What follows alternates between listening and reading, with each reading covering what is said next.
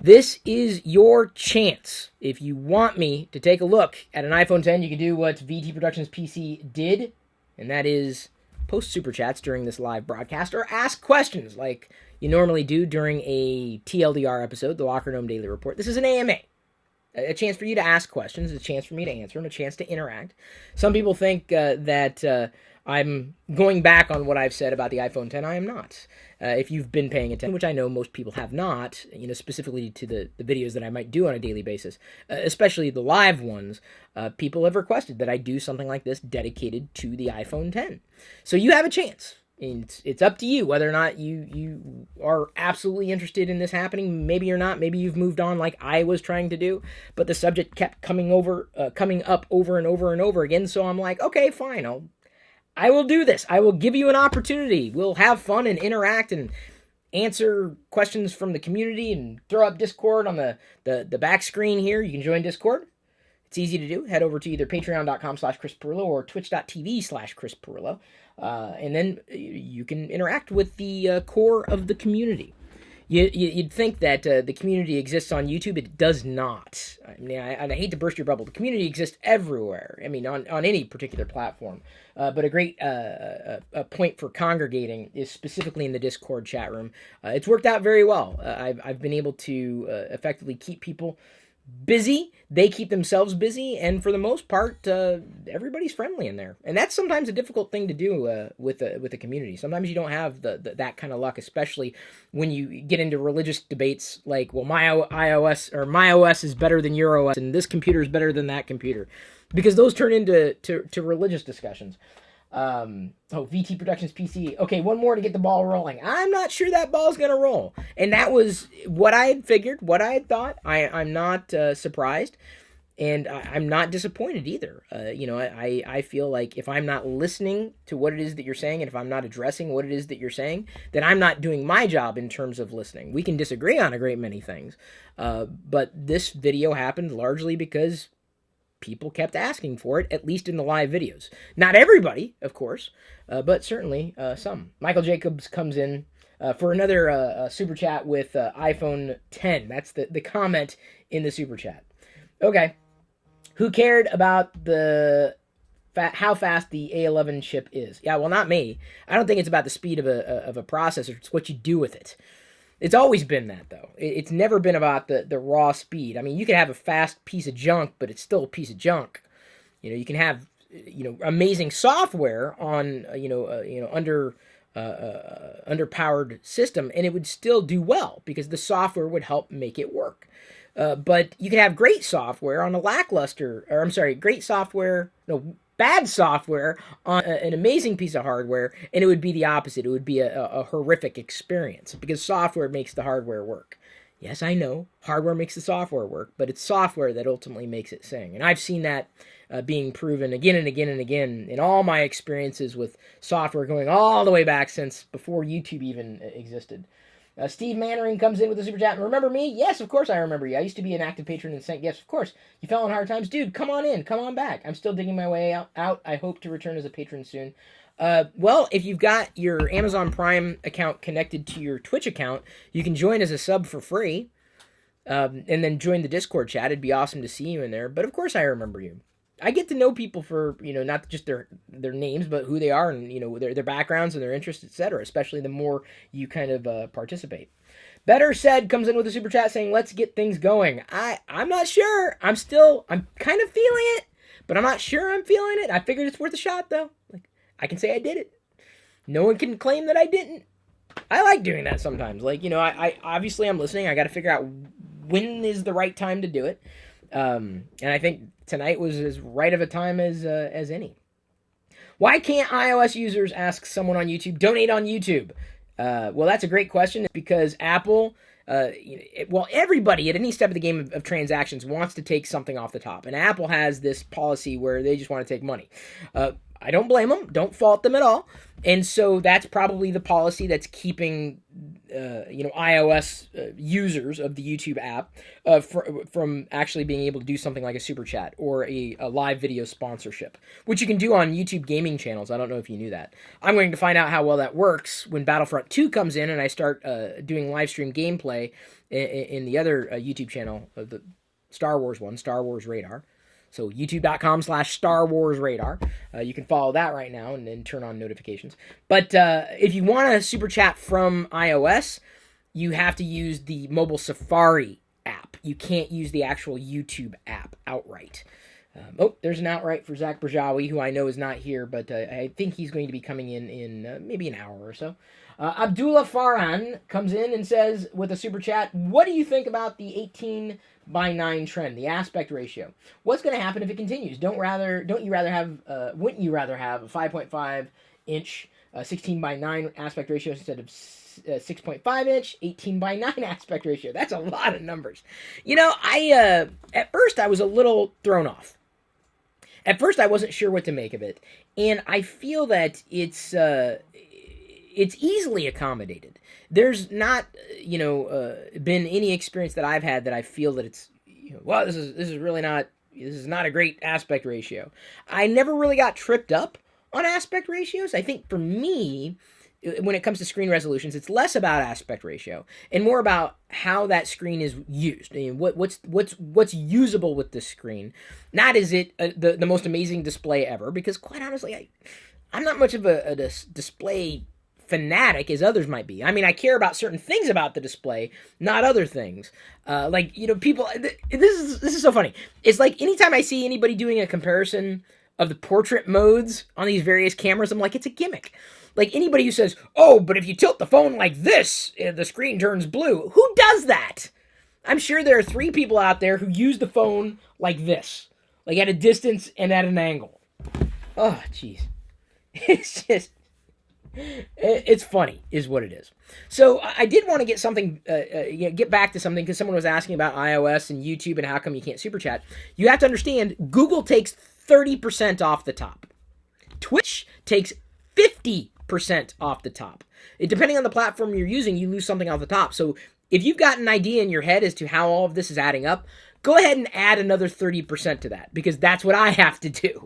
And I've done all the calculations, we'll get back to that, as soon as this live video wraps. I'd rather not talk about that, though. I'd rather not talk about those numbers. I'd rather talk about, the things you want to talk about, including this topic, if you're still interested. I'd be happy to answer and continue to answer questions. Some people are surprised with those numbers and those percentage splits. You don't know what it's like to be a creator. You may think you know, but there's a big difference between being someone who produces for a community and then being a member of that community directly, whether you're just an average watcher or you're actually a supporter. Suze Polo says, you only accepting YouTube Super Chats on the iPhone 10, no GoFundMe. Did you manage to find out the clearing time for Super Chats? Did not. YouTube did not get back to me. I could not get that question answered, but it could take as much as 2 months for Google, unfortunately. And I am going to try to encapsulate it within what happens during the live broadcast. It's easier to do. The GoFundMe is still open. You very well know that I was able to get the Pixel 2 XL based upon your super chats, and that everyone got credit for that too, who deserved the credit for basically making the Pixel 2 XL happen. Same thing will happen with the iPhone 10 if we do reach that mark by the end of the broadcast. Lloyd Doucette comes in with the super chat. iPhone users will get the super chat feature on the iPhone 12, but the icon will probably be obscured by a notch. Could be, Lloyd. That's funny. I mean, it is funny. I just can't. I can't imagine losing usability on a device. And from what I've seen, from what I've read, from my limited experience, that's exactly what it is. And Apple's doing it as a branding exercise. They're continuing to promote it as a luxury brand. Hey, if that's what you want to do, that's great. I've never been one who wanted to impress people with the way I dressed, with what I use, my hairstyle or whatever. I don't believe that. I guess I'm more of a true geek or a nerd than some people. If you can say that, if that's fair enough to say. I think if you believe you are, then fine, you are. But if you're chasing a gadget simply because it's a gadget, I think you fall more on the fashion side of the gadgetry rather than, calling yourself a technologist or appreciating technology for what it is, because you're paying a premium for something that's not remotely worth the price, even when you add on top of the raw cost of the parts, R&D and marketing and what have you. I'm not begrudging any company, as I never have in the past, for their profit model and motive. I'm just saying you're getting played. Some people have said that about my particular efforts, but like I said, you're in control, not me. Trebon88 comes in with a super chat. It says, as a Note 8 user, I'd rather see you try it out. But, and I will, actually, Ask Dez on Twitter says that we have a Note 8, or they have a Note 8 on order for me. I don't know how long it's going to take. I don't know when it's going to happen or if it's going to happen.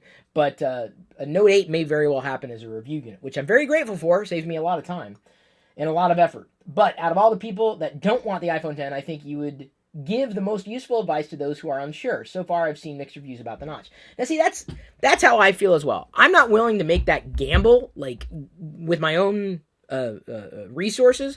I feel I already did with the iPhone 8. I know how I feel about the iPhone 8. I know how I feel about the iPhone X. But I do believe it to be the case. Like, if I am using it, if I have a chance to see it and actually dig in, and I still say something, and I say, talk about that experience after that point, I would imagine that would carry more weight than those who just fell for it hook, line, and sinker, who just said, yeah, it's got an Apple logo on it, I'm in.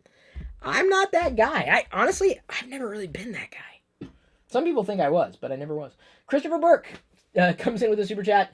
The iPhone X is a top-notch product. I love doing live videos with y'all. I really do. This is the kind of thing I love doing. So thank you again for being here. Thank you for subscribing. Know that we do a TLDR every day, whether it's in the other YouTube channel, youtube.com/LockerGnome, links in the video description, or we try to do TLDR on the weekends here. Thank you for turning on notifications and remembering to like the video. Even if you can't be a part of the iPhone X crowdfunding thing, liking the video is amazing. Corey Moore comes in with a hefty super chat. Thank you, Corey. He says, because I want to see this happen, lol.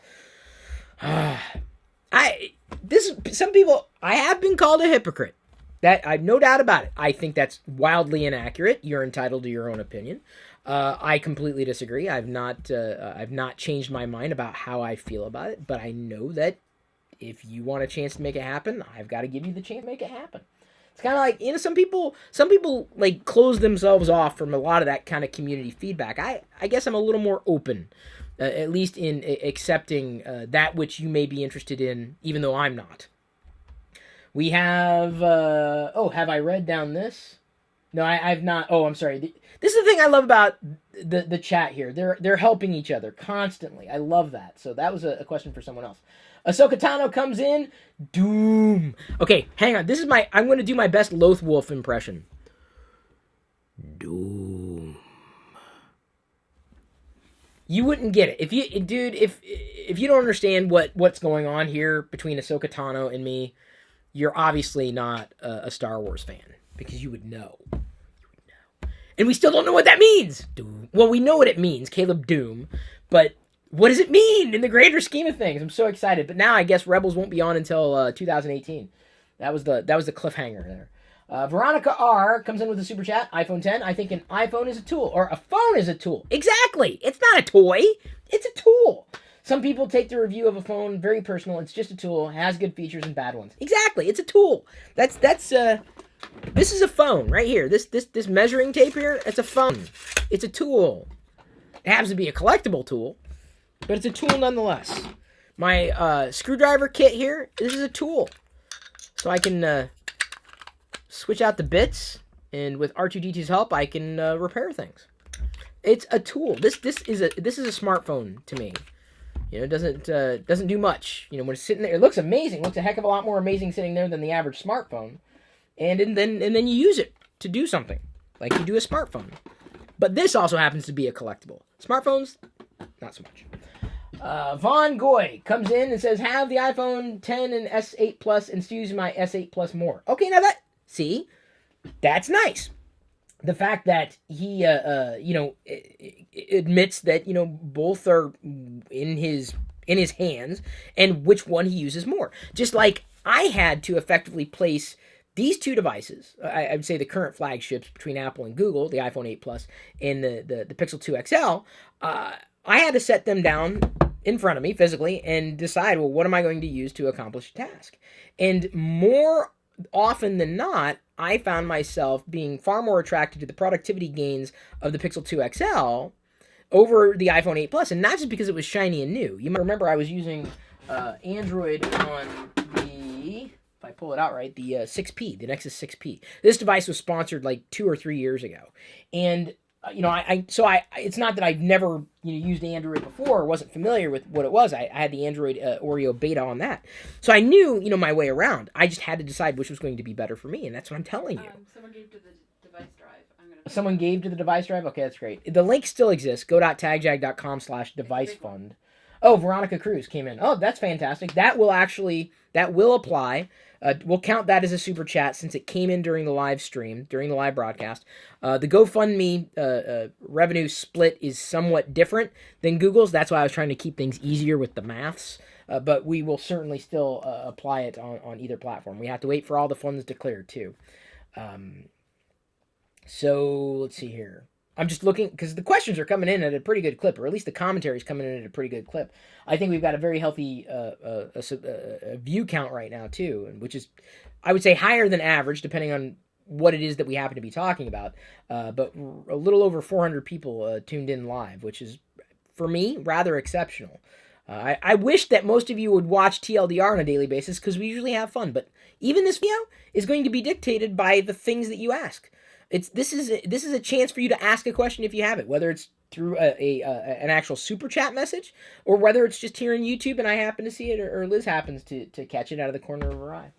Which iPhone 10 are you getting if the goal is met? Asks Bachno in the Discord chat. Thank you, Bachno. That's a new username. Or you may be new to this community, but thank you for joining. I mean, the community of the Discord users or the user base. Which one? If I'm going to give the iPhone 10 a fair shake, I feel I have to use it as a phone, like I did the iPhone 8 Plus.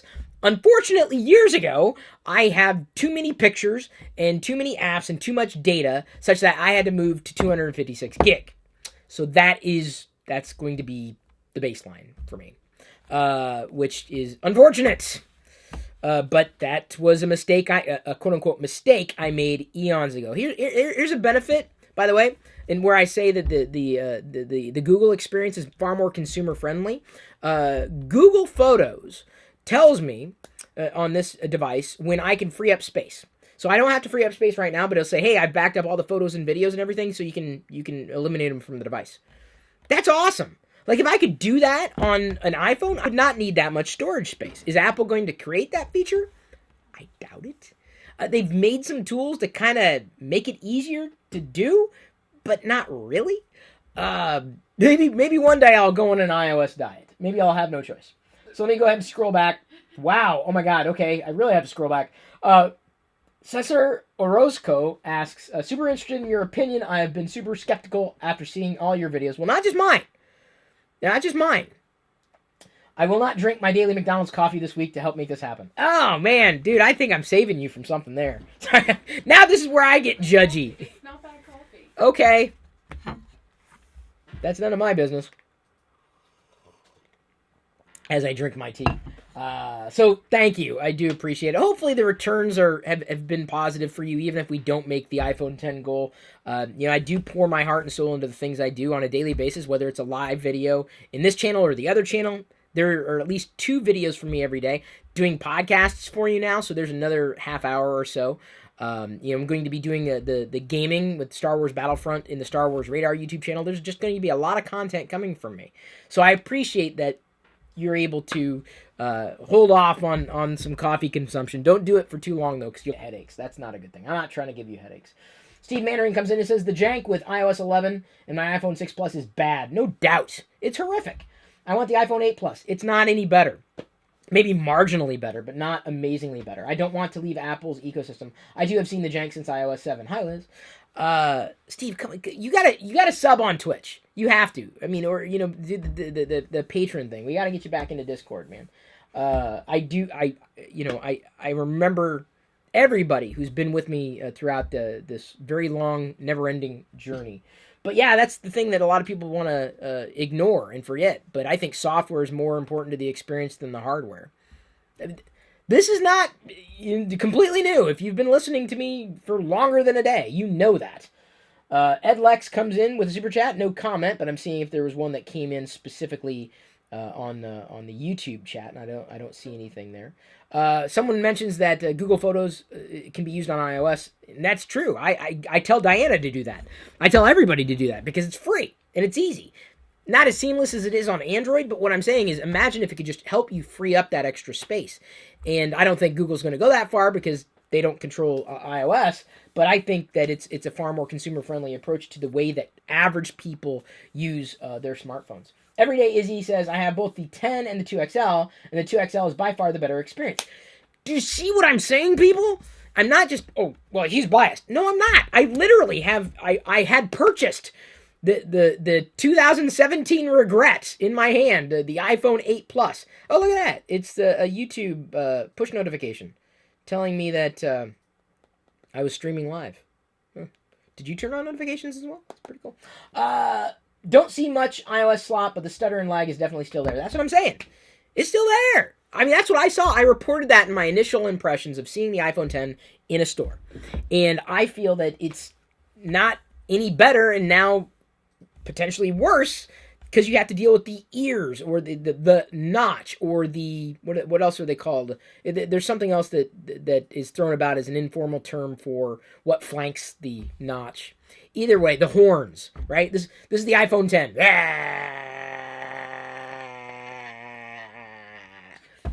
So lag is definitely there, no doubt. And I wouldn't say the Pixel 2 XL has been a perfect experience, as I've mentioned in the past. I can't even, with a clean conscience, recommend either the iPhone 10, the iPhone 8 Plus, nor the Pixel 2 or the Pixel 2 XL. I don't know what I recommend. I feel I can be okay in not recommending a single smartphone this year. I feel I'd be okay. There's positives and negatives for every single one of them. You ultimately have to choose what you want or what you're going to use. Michael Jacobs comes in with a super chat. Says, I'm not for one phone or the other. I just like your reviews. I value your views on things. Thank you, Michael. Well, that's one thing I'm not short of is opinions. I am opinionated. So, like, it's funny when people say, oh, you're biased. I'm like, dude, do you want a commercial? Is that what you want? Do you want someone to pat you on the back and say, good job, you made all the right decisions? That's not me. I'm not a cheerleader. Nowhere in my description does it say Chris Pirillo is a technology cheerleader and every product that's made by every company is everything you ever want it to be, and it's amazing and it's perfect and it's awesome. That would be a very wordy and really bad description to write, so I'd probably never write it. So thank you. I appreciate the support. LS Patriots comes in and says, just wanted to add to the fund. Thank you. Everything is getting noted. Everything. Just like we did with the Pixel 2 XL stuff. It seems like a good many of you are being very supportive. As I had mentioned, early on, or at least maybe before the broadcast, in chat, if we don't make the iPhone 10 goal, everything would basically go to help with the iPhone 8 Plus, which I currently have in my hands. This was something that was only inspired by the community, largely based upon the success that we saw with the Pixel 2 XL. And so I do appreciate everybody and everything that you might be doing. So I see another super chat, but I don't want to scroll too far because we have others, some backlog here, which is a good thing to have. Daniel Printy says, sorry, I can't send more. You didn't need to send anything. I'm not asking for super chats. What I'm asking is if you are interested in having me review the iPhone 10. That's it. That's it. And some people are, some people are not. Some people have already made up their mind. They don't need a review. Some people are still interested in what I would say if I actually had one in my hands. So I'm not asking you to do these things. I'm just giving you an opportunity. Icelander comes in with a super chat and says, why do you think many other reviewers giving iPhone 10 a thumbs up even with the design flaws, etc., and iOS 11 is crazy buggy on my iPhone 6s, at least right now? Dude, it's always going to be buggy. Always. I don't know when they're going to fix iOS. I don't. It needs to be rebuilt from the ground up. It needs to have a systemic overhaul for it to get fascinating. Although it was interesting, Johnny Ive in a recent interview says the iPhone 10 will get better over time. Next year, it'll be able to do different things. I'm like, are they working on a new, like a really different version of iOS? Like I said, that would be interesting. Certainly to me. Why do I think other reviewers are giving the iPhone 10 a thumbs up? Because it's the thing to do.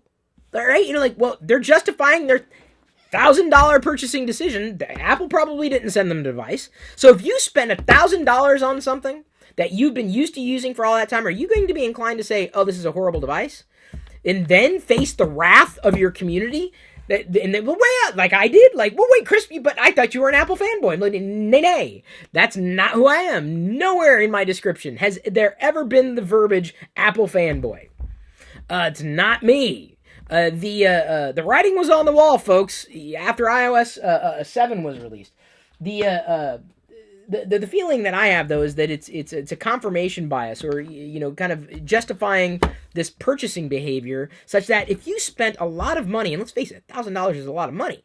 If you spent a lot of money on something and it didn't make you happy, or you weren't really impressed with it, but you didn't want to lose face for having made that decision, you don't want to look stupid. You want to look bad for making that decision and not liking it, especially if you've got a community that expects you to be happy about it. That's not how it should work. Unfortunately, I don't think a lot of people are very genuine. That's probably my problem. Sometimes I'm a little too genuine. And I don't mean to be too genuine. It's just that I am. And some people can handle that and other people can't. I'm sorry, I can't stick on that particular comment. Hoping Chris gets the 10, I need to watch his review of it. Yeah, I think a lot of people would tune in for that. Hector Bribieska, who's an amazing Twitter follower, because he's constantly there. I get to recognize names and avatars. I enjoy you ripping into companies regardless of what company it is. That's what I do. It's my thing. I don't rant about everything, but if I feel strongly about something, I'm going to talk about it. That's the thing that is probably even more agitating, right? When I get agitated and I share that agitation with other people, some people are inclined to sit back and say, whoa, dude, you need to calm down. Like, you don't want someone to be neutral. You want them to take a position on something, whether or not you agree with them. Like, that to me is the hallmark of what a good opinionated person would be. There are many things that I'm completely ambivalent about. I just don't care. I'm like, take it or leave it. Some things I feel strongly about, and a good software experience is absolutely something I feel strongly about. Joey Viz Carando comes in and says, I gave you crap about being vegan on Twitter. You called me out on it. I probably did. But this is me doing my part for years of content, and I just subbed on Twitch. Well, Joey, thank you. I will call out people who may challenge my convictions. I have my positions. I don't believe you can stand on your opinions if you have not had them challenged. And believe you me, any lifestyle change I make is often challenged, especially when it's something as controversial as what you put in your mouth.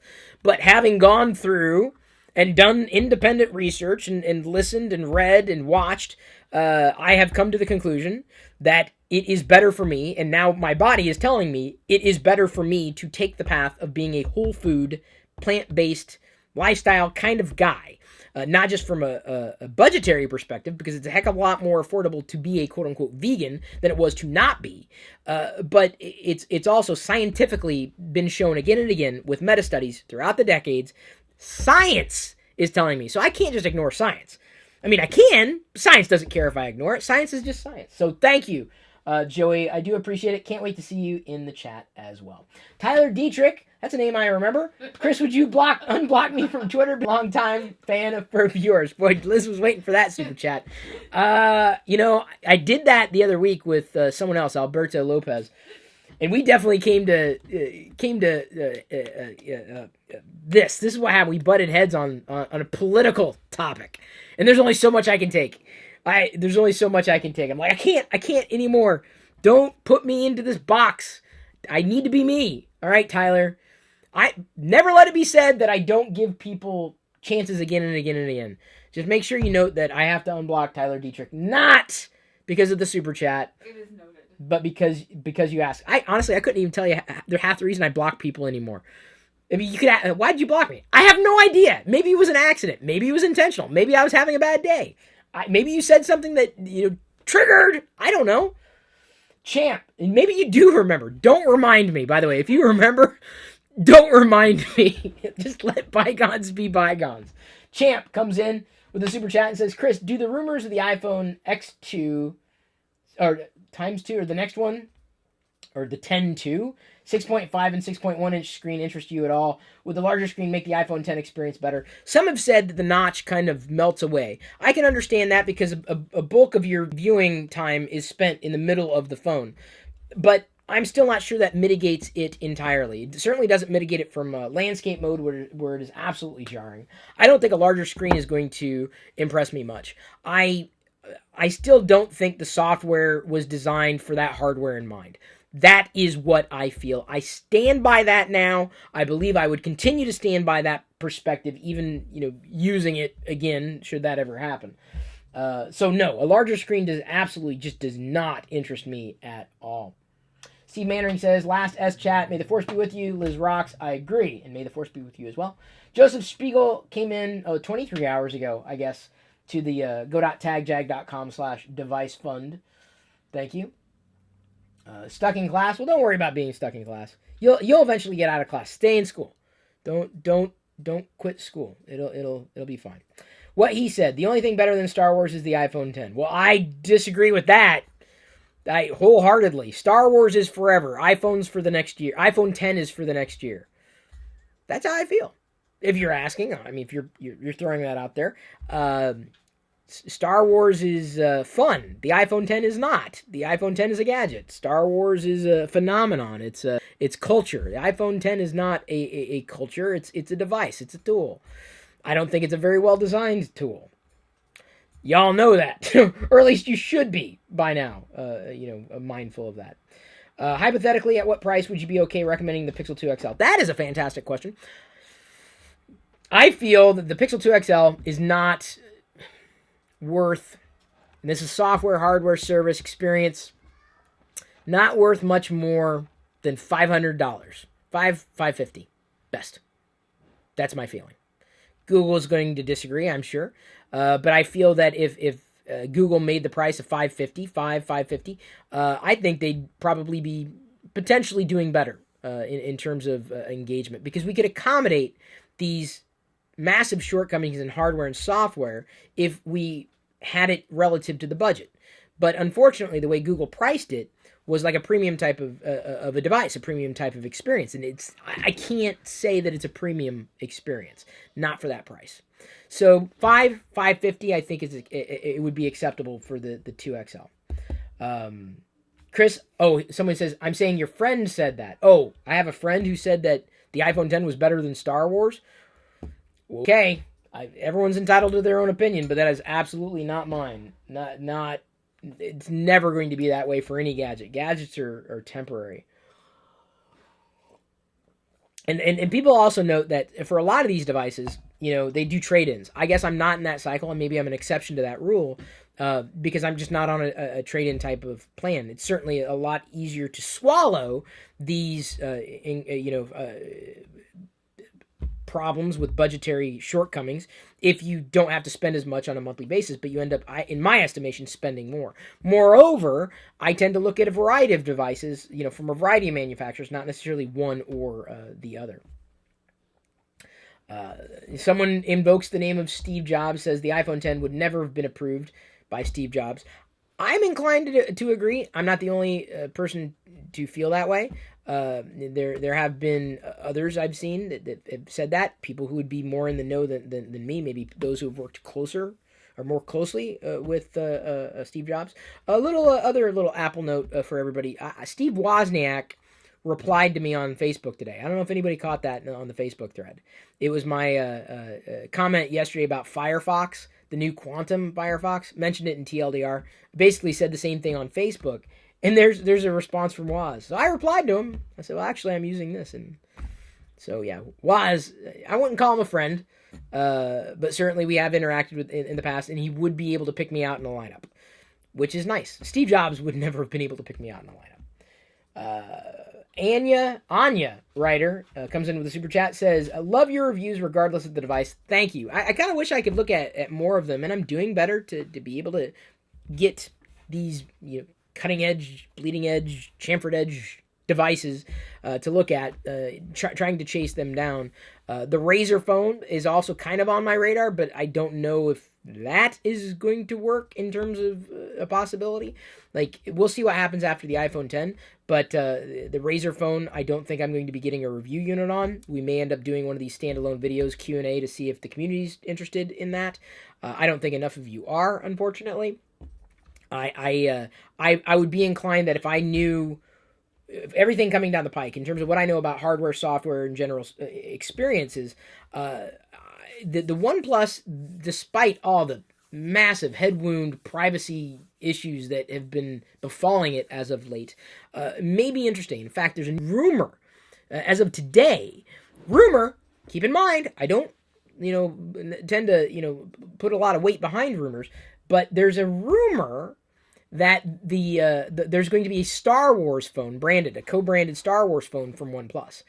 That would potentially be something I'd chase down, because OnePlus has kind of looked interesting at a distance, and I'm like, I would like that, maybe to collect. I don't know if I'd hold on to it indefinitely, but if I couldn't get a review unit, I would probably do a device drive for that. I'd like to try it, if only because I've been fine with the relatively stock Android experience on the Pixel 2 XL. Those who have used OnePlus devices have said virtually the same. It's been a generally clean experience. I've come to understand their cameras are not amazing, though. That would be a radical disappointment. Though I can't say that, every single shot I've taken with the Pixel 2 XL has been breathtaking. Some of them I haven't been impressed with. Certainly the video is a problem that until they do a software update, which allegedly is going to be an OTA at some point in the very near future. Someone hasn't been watching in a while because they said that a lot of them are not watching in a while. They don't know what phone you're using right now as your daily driver. Okay. First of all, if you're watching this live video at this very moment, or maybe you're watching after the fact that after it's been live, watch on a regular basis. It's really not difficult to do. I know I do a lot of content. I know I do.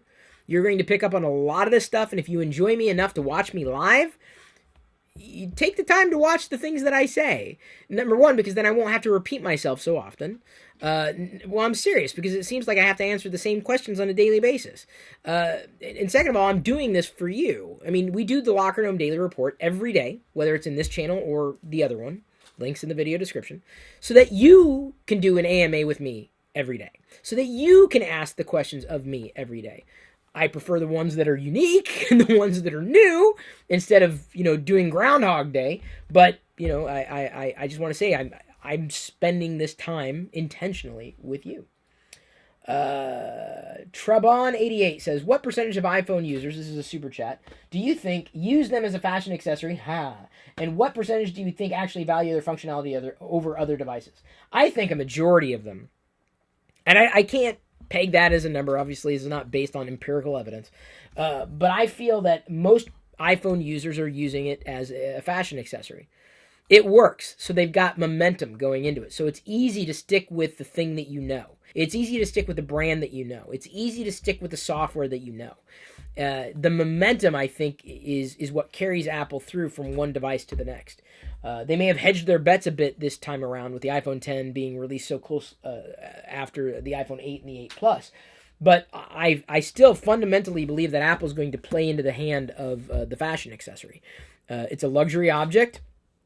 It is a functional object, but I don't think, based upon what I perceive the software and the hardware experience to be as married together by Apple, it's a luxury.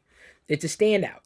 It's not I would say an amazing technological achievement that is just so radically different. I mean, it's there and it's different, and they're doing some amazing things and they're packing some amazing technology in there. But, honestly, I guess I'm equally as impressed with an Android device. I never would have imagined as a kid being able to have a computer like this compared to the first computer I had. So I really do feel that the iPhone is a fashion accessory. It's a piece of technology that's a fashion. I don't think there's anything wrong with saying that. It's a handbag with really bad software. Although with a handbag, you could use it beyond a year and still have the quote-unquote latest. I mean, but when you've got the iPhone, you want people to know you have the iPhone. You're gonna brag about it. And I have a cool handbag. Yeah, yes. So we're not talking about handbags. It was just an example. Yes, OnePlus is not Google Android. It's their custom OS versus Oxygen OS. Yes, and I think it came out of Cyanogen OS, or the way early days. But it's always what these companies, these devices, manufacturers, or communities do with software that is the most compelling for me. We've got a comment on YouTube. I am a mobile photographer / filmographer. I'm not happy with either iPhone or Google at the moment. The Pixel takes better photos, the iPhone better video, but the software on both is lacking. That's how I feel. I'm like stuck in the middle. I feel I can't win. I've been working with doing video specifically on the Pixel 2 XL, and there's kind of been this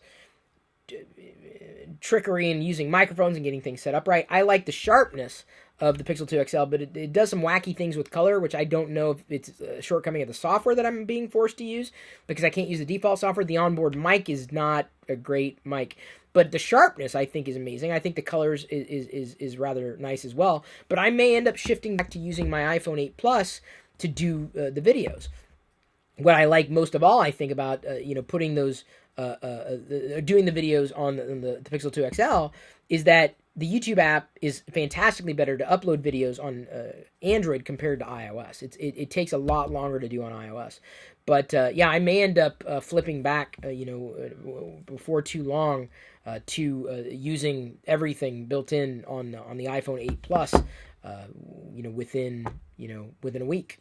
I'm not sold on this being the best option. The mic certainly has been a part of the problem, but the software and getting it just right and making it work, it's been a little tedious. And when something gets tedious to me, I kind of back away from it. I have, however, been using the video camera on here. It's not great. If I don't have an external mic, it's just not great. I've been talking to a company that makes external mics for iPhones and Android devices, hoping for a USB-C type of a connector. If they don't actually have one, I'm going to make a recommendation for them. I'm like, can you make something that you just plug in and go? Like, this very clean, simple microphone that makes it very, very simple and straightforward, so I can keep it in my pocket, pull it out, slide it in and take a video. That I would definitely be happy to use. SSGS Trunks comes in and says, I dare you to put Oreo on the iPhone 10. Okay, I don't think it happens, though. Does iOS have the YT Studio app? Yes, it does. Google's done a fair job, though, between the two. Again, Google, I think, in this case, has done a better job with the YouTube Studio on Android compared to iOS for how it manages the experience. But I also believe that Google's done a better job with Google Maps on iOS compared to the way that it's handled it on Android. It's a jank fest. They've recently updated it, but I still see. What my particular experience with it is, or has been, that the Google Maps is just janky, and it's so difficult to nail down exactly where you're experiencing jank. If it's like animation, it's just choppy and sloppy, and you forget any kind of layout issues that we may run into. So I'm going to text Diana and let her know about dinner, because I'm currently in dinner time. We do have a super chat, though. Oh, Luckman Patino asks, is Star Wars a religion to you? No, it's not a religion to me. Does it fulfill your spirituality since you became atheist? I didn't become atheist. I'm still very much agnostic. I'm agnostic about a great many things. But it's not a religion. It's just got a great ethical foundation. Jedi, specifically. Carl B asks, how much was the original gold Apple Watch? $10,000. Apple definitely sees their products as a fashion statement. That's what I'm saying. I still also think that the Apple Watch is the best in class as far as smartwatches go. I've not found a single Android Wear or Samsung, whatever they're called, the Tizen smartwatch, that I would want to wear on a regular basis. Champ asks, if Tim Cook asked for advice, what would you tell him? Start leading, dude. And start paying attention to the products that you're shipping, because I don't think he is. He's doing a fair job, no doubt about that. I did a whole video about this topic, but I'd pretty much gut the not the marketing system, but the designers or the design, and I'd almost start from scratch. They're doing some amazing work, but I think it's just unfortunately falling behind the other shortcomings. Okay, give me a sec. Okay, I gotta type for dinner.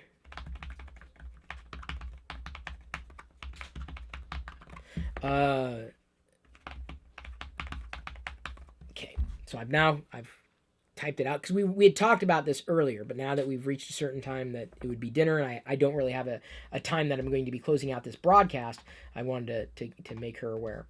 Carl B comes in with a super chat, and I did already just address that super chat as well as Champ's super chat, which did not pop into my feed of all things. Huh. No, it doesn't. I think what happens is my even though we don't have a chat rate limited, it sometimes kind of takes a while to keep up.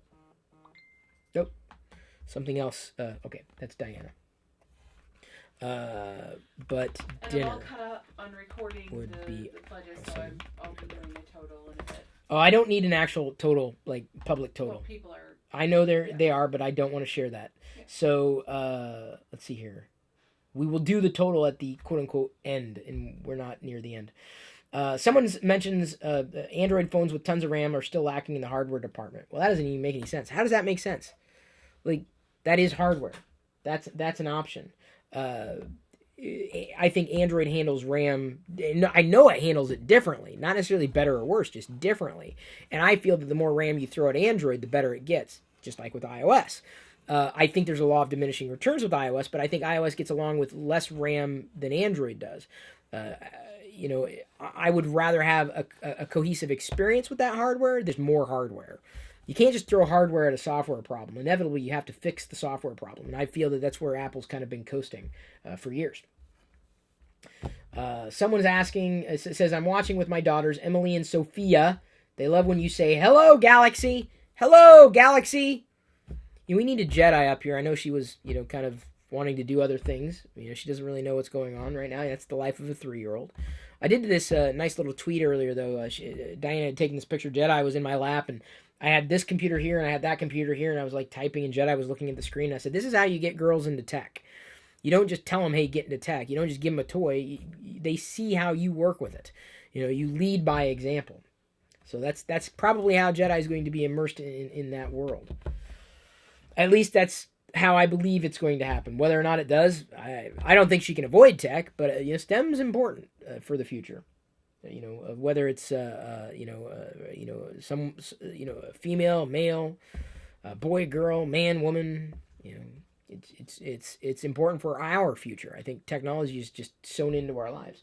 Raven Ryu, boy oh boy, there's a handle I haven't seen in a while.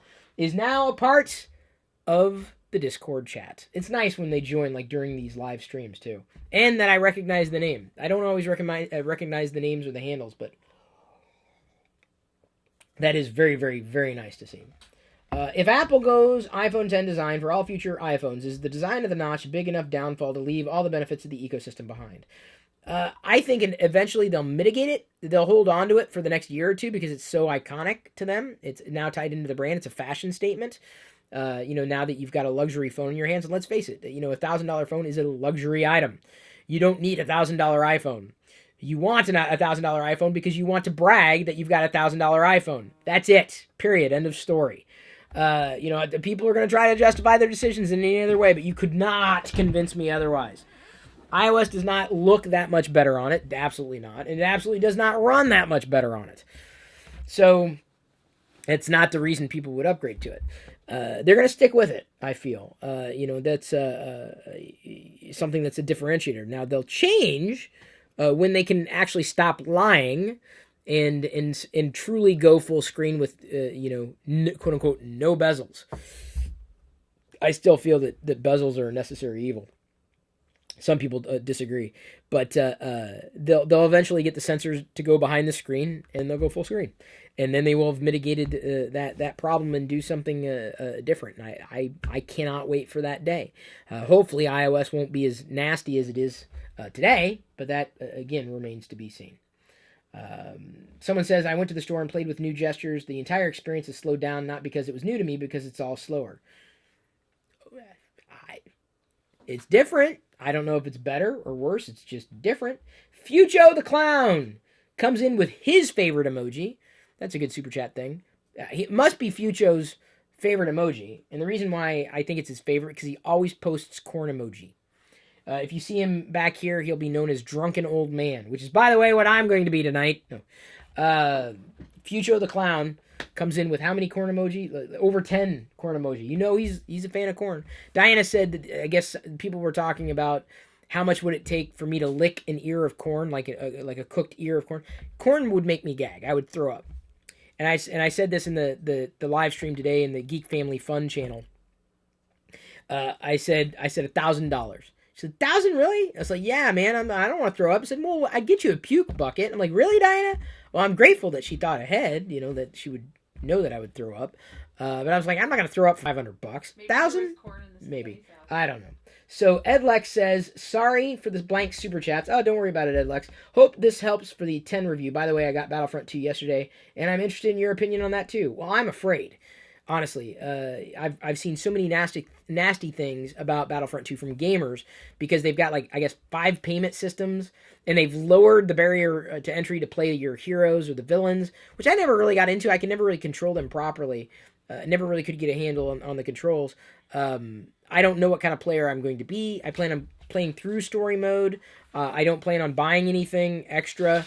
My only goal really is to play the game and to effectively make it such that I can cover the cost of playing Battlefront or paying for Battlefront 2. I got it for $49 on the Amazon special. We tweeted that out the other day, so hopefully you caught that. If you didn't buy the game, you could have saved $10.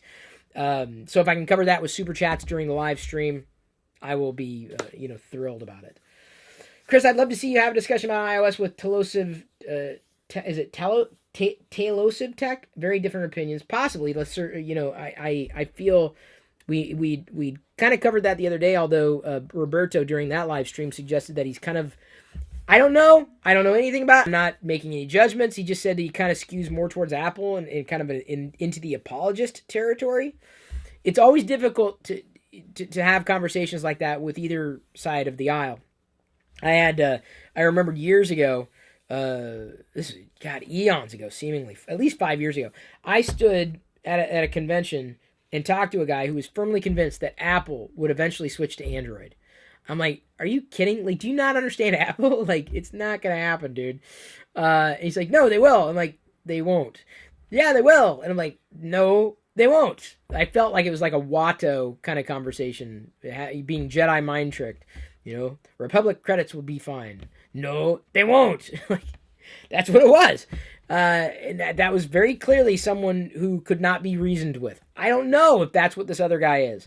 I'm always up for a good conversation, always up for a good discussion, always up for good counterpoints, always up for a good collaboration. It's easy to do live collaborations by way of Hangouts. Speaking of live collaborations, this Friday, in a few more days, Barnacle Nerdgasm is going to be doing a hangout with me. Not a hangout in real life, an IRL hangout. If you head over to youtube.com/Lockernome, turn on notifications. We're going to be doing that. We got to remember to ask him to bring the lights, though, because I don't have very good lights for where we're going to be set up. We're not going to be set up in the same space. Duff's Wildlife comes in with the super chat, says, which phone was better at realistic color reproduction in truer life, 2-life photos, iPhone 8 Plus or Pixel 2 XL? Well, the Pixel 2 XL, I would say, was probably closer to true 2-life colors and saturation in most cases. The iPhone 8 Plus was always oversaturated. Always. The Pixel 2 XL, for the most part,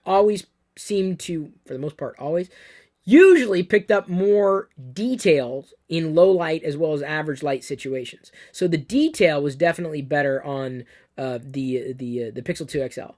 The only thing I would say that I didn't like about the Pixel 2 XL was that sometimes darker areas of an image got mashed, the blacks kind of got crushed, in the sense that I've taken shots of Jedi indoors and she'd have her hair, which is brown, but without enough light, all the black just kind of blended together, and you just kind of lose all that detail. That can be somewhat addressed in post, but that was certainly a shortcoming that I experienced with the Pixel XL. I think between the two, I more appreciate the Pixel 2 XL's photos over the iPhone 8 Plus's photos. Despite the iPhone 8 Plus having that saturation, I could always adjust that relatively, with relative ease in post. And I don't like doing a lot of editing in post. Usually, if it's not something where I can just click a button, tap a button, and be done with it, I'm moving on. I'm not gonna deal with that. A collaboration with Telosive Tech would be explosive and amazing. Well, then make it happen, Izzy. I have no idea if it's going to happen. Like I said, I'm always up for it. I don't think anyone wants to collaborate with me because maybe they're afraid. Ooh, I'm gonna bite their head off. No. I mean, my bark is always worse than my bite. I've got my opinions. I'm gonna share. You've seen what happens when I get in the room with Jerry. We've definitely come to blows on a few different things. There are many times that he feels strongly about one thing and I feel strongly in the opposite direction. That's how it works, though. I mean, it's not that it ever got to the point where we're never going to talk to each other again. It's never been that way. But it very rarely does it get that way with me. I guess I'm strong enough. I feel I'm confident enough in my own positions, in my own opinions, that if I take an approach, I'm confident. I feel strong about it. But not so much that someone else who disagrees with me is going to take away from that position. So I've got a high degree of confidence. I'm not saying I'm always right. I'm just saying that if someone disagrees with me,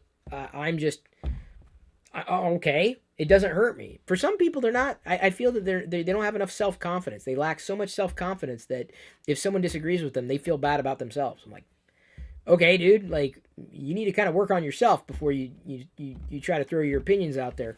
And I think that is, if you want to talk about the average YouTube comment section, that's about it. Luckily, I don't necessarily always deal with the average YouTube comment section because you are an above average YouTube comment section. And I'm very glad to see that. So we're about a third there, according to Liz. That's a good round number, though we are approaching an hour in the broadcast. I know that, someone called you loud and opinionated. Well, hello. Have we met? Actually, I think they typed, he is loud and pointed. They changed it. Oh, okay. Like, yes. But I don't think that was a slag. I think they were just calling the ball. I don't think that was a slag at all. I should not have sipped tea. I may have to end the live broadcast. Of course, I say I shouldn't have sipped tea. It's what I sip all day now. I'm surprised. When Zach sent this, I wasn't expecting I'd use it, but I love the design of the Death Trooper. But it keeps my tea very, very, very, very warm. So I'm going to see if Diana wants to come up. I'm typing to her right now so that I can take a tiny little break. This is going to be a thing. So hopefully you don't mind Diana and Jedi sitting here and potentially answering questions. Maybe even taking in some of the super chats. Like the one that just came in from Jake Jarvis. Glad I'm still here for this. Jake, how you doing? I've known Jake for years. Chris, not sold on the 10 itself, but the fire it relit under you, I can get behind 100%. Great to see you talk tech again. Can't be easy with supporting your amazing family, but you got this. Thank you. I only have this because y'all have it. Like, it's this symbiotic relationship, right? I can only do the things I do because y'all do the things that you do. That's how it works.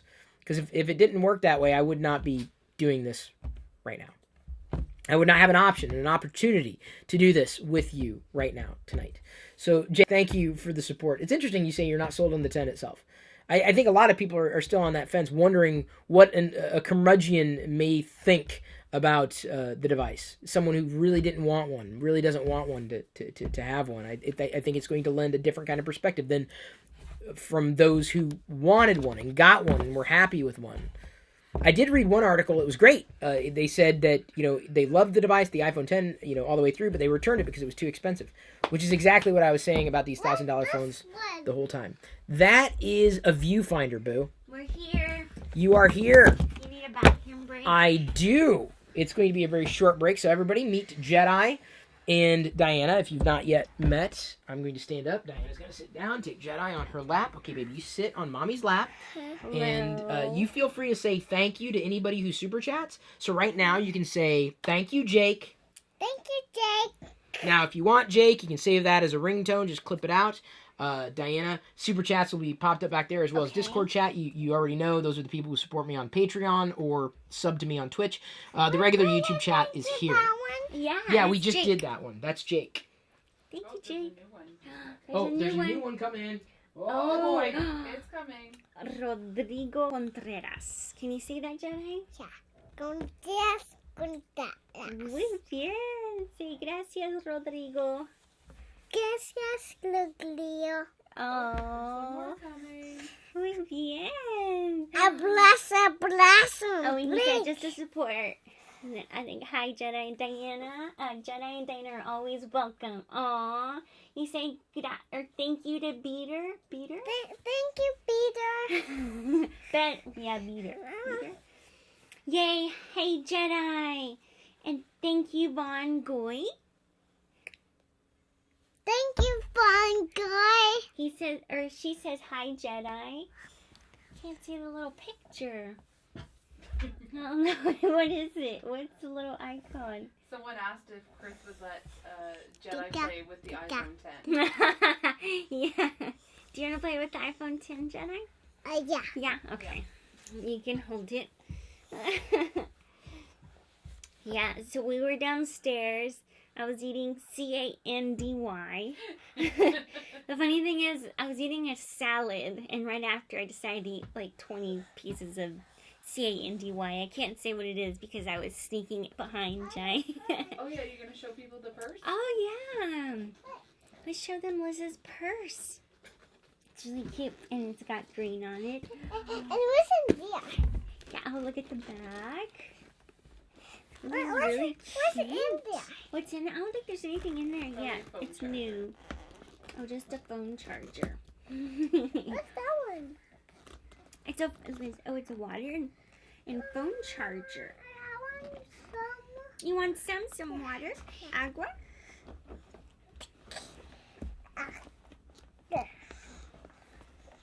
Someone says that Jedi looks just like their daughter Sophia. Aww. Really? You look like Sophia. You met a Sophia today. So we're about a third there. So Oh, really? Yeah. That's awesome. What's Sophia? It might actually happen. What's for Sophia? Yeah, they've got a daughter, Isidro has a daughter named What's Sophia. Yeah, wait till she learns what candy spells. John said that, yeah. Jedi is awesome. Oh, careful. someone's from Brazil, and they just, if you see in the YouTube chat, can you see the YouTube chat? Oh, yeah, yes. Oh, yeah. Oh, careful, baby. No, that's no touch. Hola, Jedi y Diana. Oh, is this... Wait. Como va voces? Estou falando do Brasil. Did I say that? Yeah, it's right. We got Tanner. Oh, look at his icon or his picture. It looks like Daddy. Hi, Jenna. We all know she's the real tech guru. Yes. Can you say thank you, Tanner? Thank you, Tanner. Oh, It's one heck of a little bonus. yeah. And mis hijas están emocionadas viendo a Jedi. Oh, their daughters. Oh, you have a couple daughters. You have 2 daughters? They're excited to see Jedi. Oh, we're going to take that off, baby. Oh. We don't want to open this, though. We don't want to open water around electronics. Jedi said she did want to hold the iPhone 10. Oh? Mm-hmm. Wait, Someone what? Someone asked if you would let her play with it. Yeah. Well, yeah. Why would I not? 4062, love to the Pirillo family. If not because, or if not only because Animoji, I That's think Canadian. she would love Animoji. Oh, Canadian money. Hun. We showed off the purse that you wouldn't let me show off. Well, I don't care about the purse. Jedi Canadian. wanted to. No, because Jedi saw a Canadian bill and it's way prettier than American bill. Only because it's shiny and glittery and sparkly. Oh, yeah. 4062, did you do that shout Yeah, out? I said 40. Wait, but not Jedi Jedi. did. Jedi, baby, can you come over? I need you to do another shout out. You have to say thank you. Over here. Say, thank you, 4062. Thank you for 362. And thank you, Duff's Wildlife. Thank you, Buff That's close enough. Wildlife. There's a question. Well, thank you, my wife. Diana, have you switched to Pixel or staying with the iPhone? Well, we had to return the Pixel, but that's okay. All the you. funds went into the. Thank you. Yes. Oh no, you already said thank you, Duff. Well, you can say thank you, Duff again. Thank you, everybody. Thank you, Dad. Those are some of the funds that went into the Google Pixel 2 XL. Oh yeah, 'cause but that's okay, because hopefully, maybe next year. I think maybe next year I'll be ready. What do you think? What the? I keep trying to win you over. I know. I don't think it's too late. Well, kind of It's is not- too late, yeah. but I know. if I can get a hold of a Pixel 1 to review, or Yeah. and a more affordable Pixel 1, I I'd still know. like you to have more time with it. I You just know. didn't have enough time with it. Yeah. Oh, look, Earl Green. Do you remember Earl? He ate soup with us. He ate sopa. Earl Green. Earl, can you go say thank you, Earl Earl. Green? Thank you, Green. Looking forward to seeing you roast the iPhone. Well, okay, but that's the 10. thing. Yes, 10. Not Good job. X. I've only tripped up once or twice in saying 10. We're at 464. Is that real? I don't Is know, that baby. true? I don't know. I'm not doing the math. I'm trying not to pay attention to the numbers Yeah. and pay more attention to the engagement in the community. Yeah. It's so far so good. And I'm also not promising that I'm going to roast the 10. It's not like a guarantee. Yeah. It's not a promise. Oh, he's so gonna. No, it's to give a fair take. Give you my might. impressions. You might like it. Well, I'm not going to go that far. I feel a certain way about iOS now. Yeah. I don't think that's going to change. Yeah. I don't hope that I'm hovering over you either. I don't want to You're looming. hovering over Like, me. Are you ready to go back to your seat? it depends. Okay. Are you ready? Depends on if they're ready If to you're see ready. you again. Well, Jedi- they're kind of getting me here Jedi on has the side. the what's this called? That is a smartphone. You want to show them your phone? Can you do a phone review, baby? Show your phone. Let's do a phone review. What do you like about it? No, give me all. Okay. So for anybody who was wondering if Jedi was going to take over TLDR, the answer is no. No, we got to stay out of the cabinet though, baby. You've got Rose and Paige here. There's Rose and Paige. Rose is in tech. Mhm. Paige is a pilot. Okay, I can like that. Does that sound good? Well, let's not pull anything down or off. Go ahead and hold on to that. Daddy's going to take over the stream again. All right. You ready to go back down, Jedi? No. Or do you want to stay here? You want to stay here? Let's keep them. Thank All right, you. babe. Oh, bye. Let's say bye to everyone. Come here. Let's say bye. Bye. Bye. Bye. Samuel said, Diana, you're the best. Aw, thank you, Samuel. Thank you, Diana and Jedi, for giving me a very brief break. I have no idea how long this live stream is going to last in totality. But I guess I could eat dinner with everybody, do a whole live mukbanging. Okay. This is, if you've never heard of this, it's a thing where people eat on camera. Everybody go downstairs. Everybody goes downstairs. Adrian says, Chris, will you ever actually read? I don't think I read. Will I read? Yes. Will I go downstairs, Jedi? No. The answer to that question is no. So, wait, what's that? Phone rush cookie runs away from the cookie? I'm looking. It's impossible to translate emoji. I wish I had a translation. Baby, can you keep the chair in here, baby? Please, Jedi? Can you keep the chair in here? Well, it's an honest answer. Thank you. Jedi plus Animoji says Champ is a super chat. Telosive tech debate must happen. Is it going to be a debate? I don't know who this guy is. I mean, I guess I gotta look it up. I don't watch tech videos. I just don't. I'm thinking, I'm bored. What am I going to do? Who do I subscribe to? Do you have a Star Wars channel? Then I subscribe to you. Do you not have a Star Wars channel? Then I don't subscribe to you. Do you have a Garbage Pail Kids channel? There really isn't any. But yeah, I mean, make it happen. Yeah, just tweet them. Let's see if we can connect on Twitter and take it from there. I'd be happy to do something like that. Any more news on the green line of death for the iPhone 10? Have no idea. A hardware issue. Apple's taking care of it. Just like when the screen, I guess, is too cold outside, it freezes up. They're going to address that in a software update. They're at least paying attention to the community. I'm hopeful that they will continue to address these shortcomings, but I still feel that there will be problems that Apple has to address in iOS, beyond this particular device to make iOS useful for everybody. And I feel that that's, and when I say everybody, I mean all the way back to the iPhone SE, which I believe for the value, for the money, I feel that the iPhone SE is probably one of the better iPhones that you might be able to get today.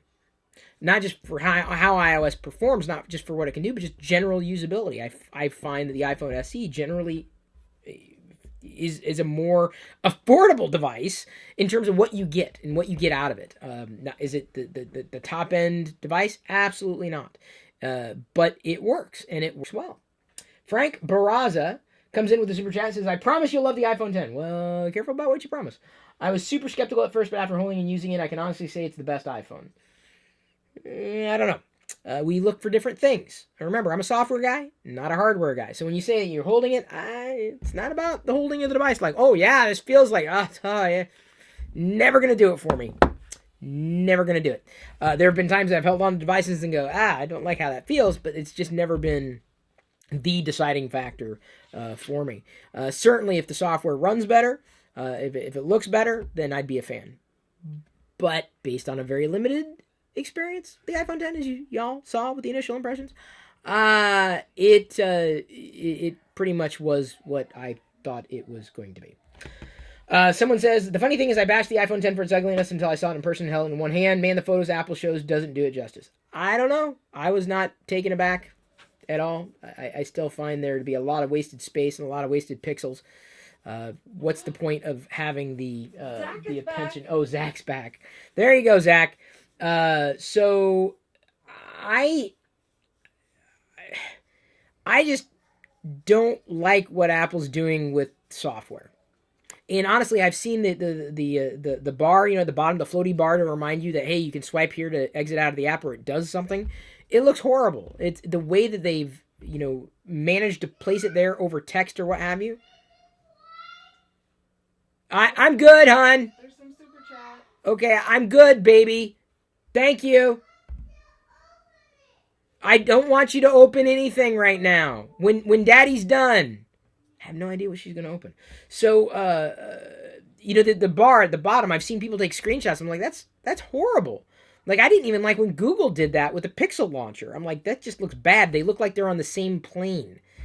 There should be at least something there that allows that element to float above the others. And it just doesn't look good. It's not a good look at all. Front Page Tech comes in. Oh, I'm sorry. Oh, yeah. Front Page Tech comes in with a super chat. $10. Thank you, because iPhone 10. Well, at least you didn't send an X. Or Roman numeral 10. Which is fine. I don't mind that at all.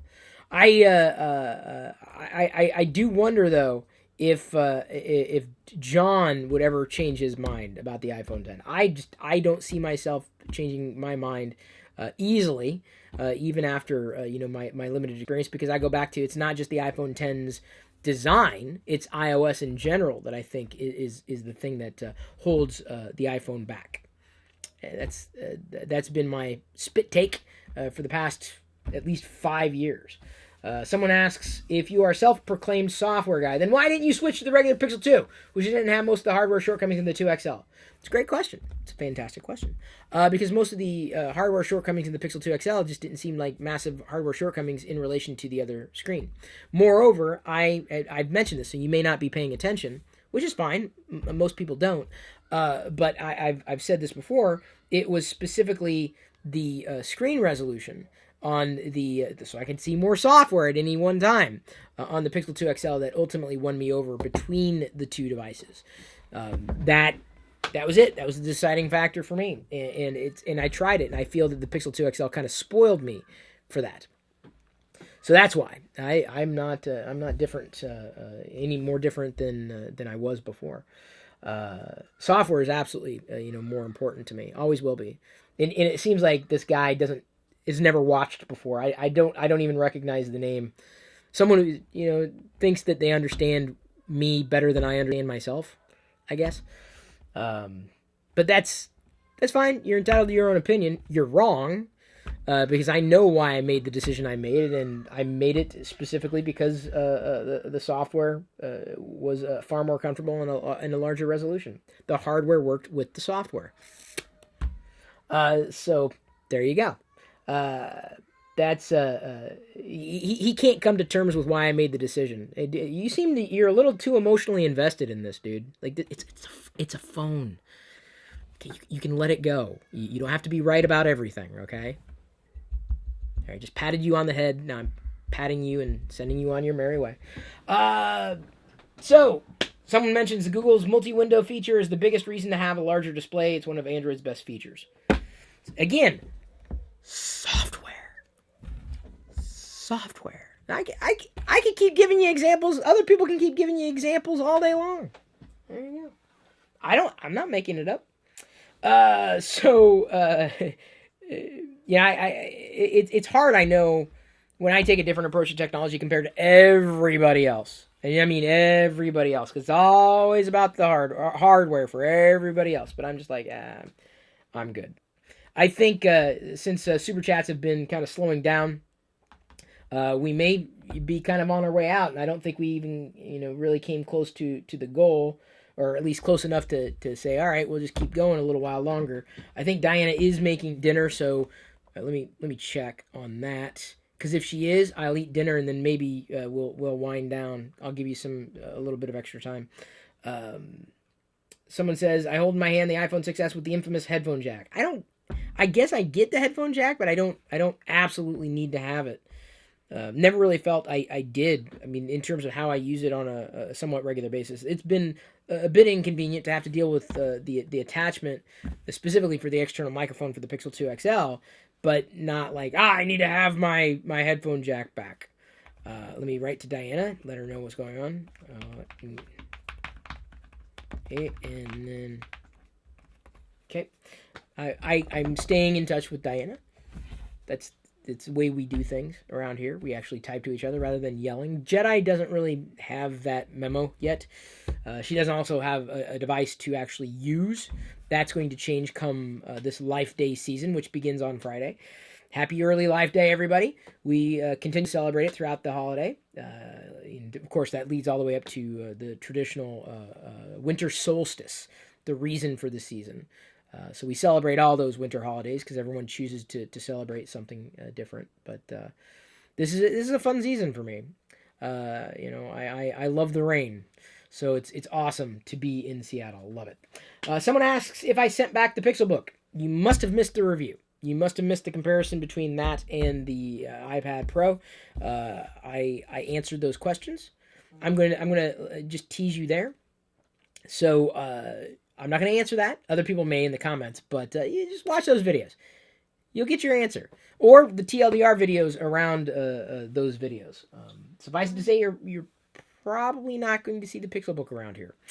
It's like a lot of Google's hardware this year and in prior years, not going to be seen in public very much in comparison to others. Someone asks, what's the best Android feature so far? And notifications. That's anything and everything to me. I'm not interested in the notch, says Earl Green. Yeah, a lot of people aren't. It doesn't need to exist. It absolutely doesn't need to exist. God, you've become jaded. Wow, someone thinks I'm God. That's impressive. I didn't realize that. No, I think a pragmatic approach to technology, realizing it's not the end-all, be-all, realizing that 99% of the gadgets out there are a complete waste of money, a complete waste of time, a complete waste of space, a complete waste of resources, a complete waste of attention. Just because I'm honest and laying down the truth doesn't mean I've become jaded. It just means that the people that you choose to follow are living with blinders on. Living in a delusional world that doesn't actually exist.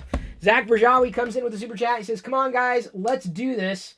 Thank you, Zach. I knew you were having a busy week. Zach is an iPhone 10 owner who has long threatened to make me an iPhone 10 owner. I say threatened. But Zach, this one's this one may be a tall order. A lot of what we're doing tonight may very well flow into having justified the cost of the iPhone 8 Plus. So thank you for that. We'll have to kind of backtrack on all the credit. I think didn't I do my iPhone 8 Plus review? I think I did my final review of the iPhone 8 Plus. But if not, I guess I'll do another final review of iPhone 8 Plus maybe when I feel that iOS is fully baked on it, iOS 11 fully baked. But that may not be until iOS 11.3 in its current state, because I still don't feel, as I mentioned, I think towards the beginning of the video, and if not, I know I've mentioned it in the past, recent past, certainly in live TLDR episodes, that iOS 11 usually gets better around the 0.3 edition. Give me a second. Okay, Diana says that Jedi's being a little fussy. Okay. Who has a question? Oh, Drunken Old Man has a question. Can you think of a time you felt strongly about something and someone was able to change your point of view? Yeah, I know there have been times in the past, certainly. And it takes a while. I guess the most recent, experience I've had in terms of feeling strongly about something and having my point of view changed, you kind of have to go through it. You have to live it. And you have to know it. And that was something that happened around July 4th this year. I went to a 4th of July celebration, and I put on really the only American flag type of t-shirt I had. It's the Millennium Falcon with the red, white, and blue stripes. I went to the celebration. There was one other guy who had it. I was like, this is my only flag-like shirt. And he's like, yeah, me too. It was really neat. But when I put on that shirt, I haven't worn it in a while. It was very tight on me. And when I say tight, I mean it was like, wow, like tight. And I don't like that look on me. I don't like that look on others necessarily. I just knew that I gained too much weight. I've been up and down with my weight for my entire life, really, but certainly in the adult life. And then tried different things and thought I was always making the right decisions, the best decisions. I always had the looming threat of cholesterol as a problem, the looming threat of IBS as a problem, even OAS as a problem, health issues, health shortcomings. And that just made me not feel great. It was about how I perceived myself and knowing where I'd been in the past. And it always kind of stuck to that line. I'm like, but I didn't change anything. Why did this happen? I stayed on this path. Why did this happen? Again, why does this keep happening? And then I think it was on YouTube, maybe it was even Netflix, and I came upon a documentary that I thought was pretty well done. It was pretty obvious, that there was somewhat of an agenda with the documentary. It was a documentary. What the Health? Now, this has kind of been quote-unquote debunked, although the debunkers have done a horrible job at debunking it based on science. Which tends to be a guiding light for me. It's the facts that ultimately sway me, not just the feelings. It's the facts. So you talk about something changing your mind or point of view, it's usually facts, not feelings that change my point of view. So I watched it, I'm like, well, maybe this is an answer, right? Maybe this is one thing that I had not tried, one thing that I considered, one thing that even Diana had been kind of nudging me for a few different reasons. So I messaged Diana, she wasn't there at the time, and I said, I think this is going to begin for me tomorrow. I need to do something because I'm not in a happy place in my life as far as my health goes. So I effectively decided that day, and I started to do more research and learning, early on, I think I'm going to basically eliminate any kind of animal product for my life from a health point of view. So, months later, I don't know if it's going to be a permanent thing, but I've certainly come back to my normal weight. I met my goals. I've effectively figured out how to mitigate my IBS. My OAS is largely gone. Recently started to get sick as I normally do, like with a cold, and you're out for 2 weeks. I did, take zinc, but it was a very short-lived cold that Diana got hit by, and I got hit by, and Jedi got hit by, and we've all pretty much been whole food, plant-based eaters. That's our general lifestyle. Jedi, not so much as Diana or I, and I've pretty much stuck to that for the past few months. So it was ultimately the science. It was the facts that I felt strongly about. Like, how was I going to do this? How was I going to do this? And then the more I learned, I'm like, wow, I was fed a whole bunch of lies. Literally, fed lies and mistruths. that once I started recognizing what this was doing to me, I made a radical change, which is more of an adjustment. I've always been conscious about that. I don't eat a lot of things that contain a lot of sugar or processed foods in general. I don't really eat those things and haven't for the past 20 years or so. And so this was just a modification on my approach to how I was going to live, because I want to live for as long as I can, and I want to take a lot of these problems off the plate. That's what I've done. And so it was science that was backed by empirical evidence, my own living, that ultimately changed my mind. Thank you for asking. That was a fantastic question. It's science. It's the facts that sway me.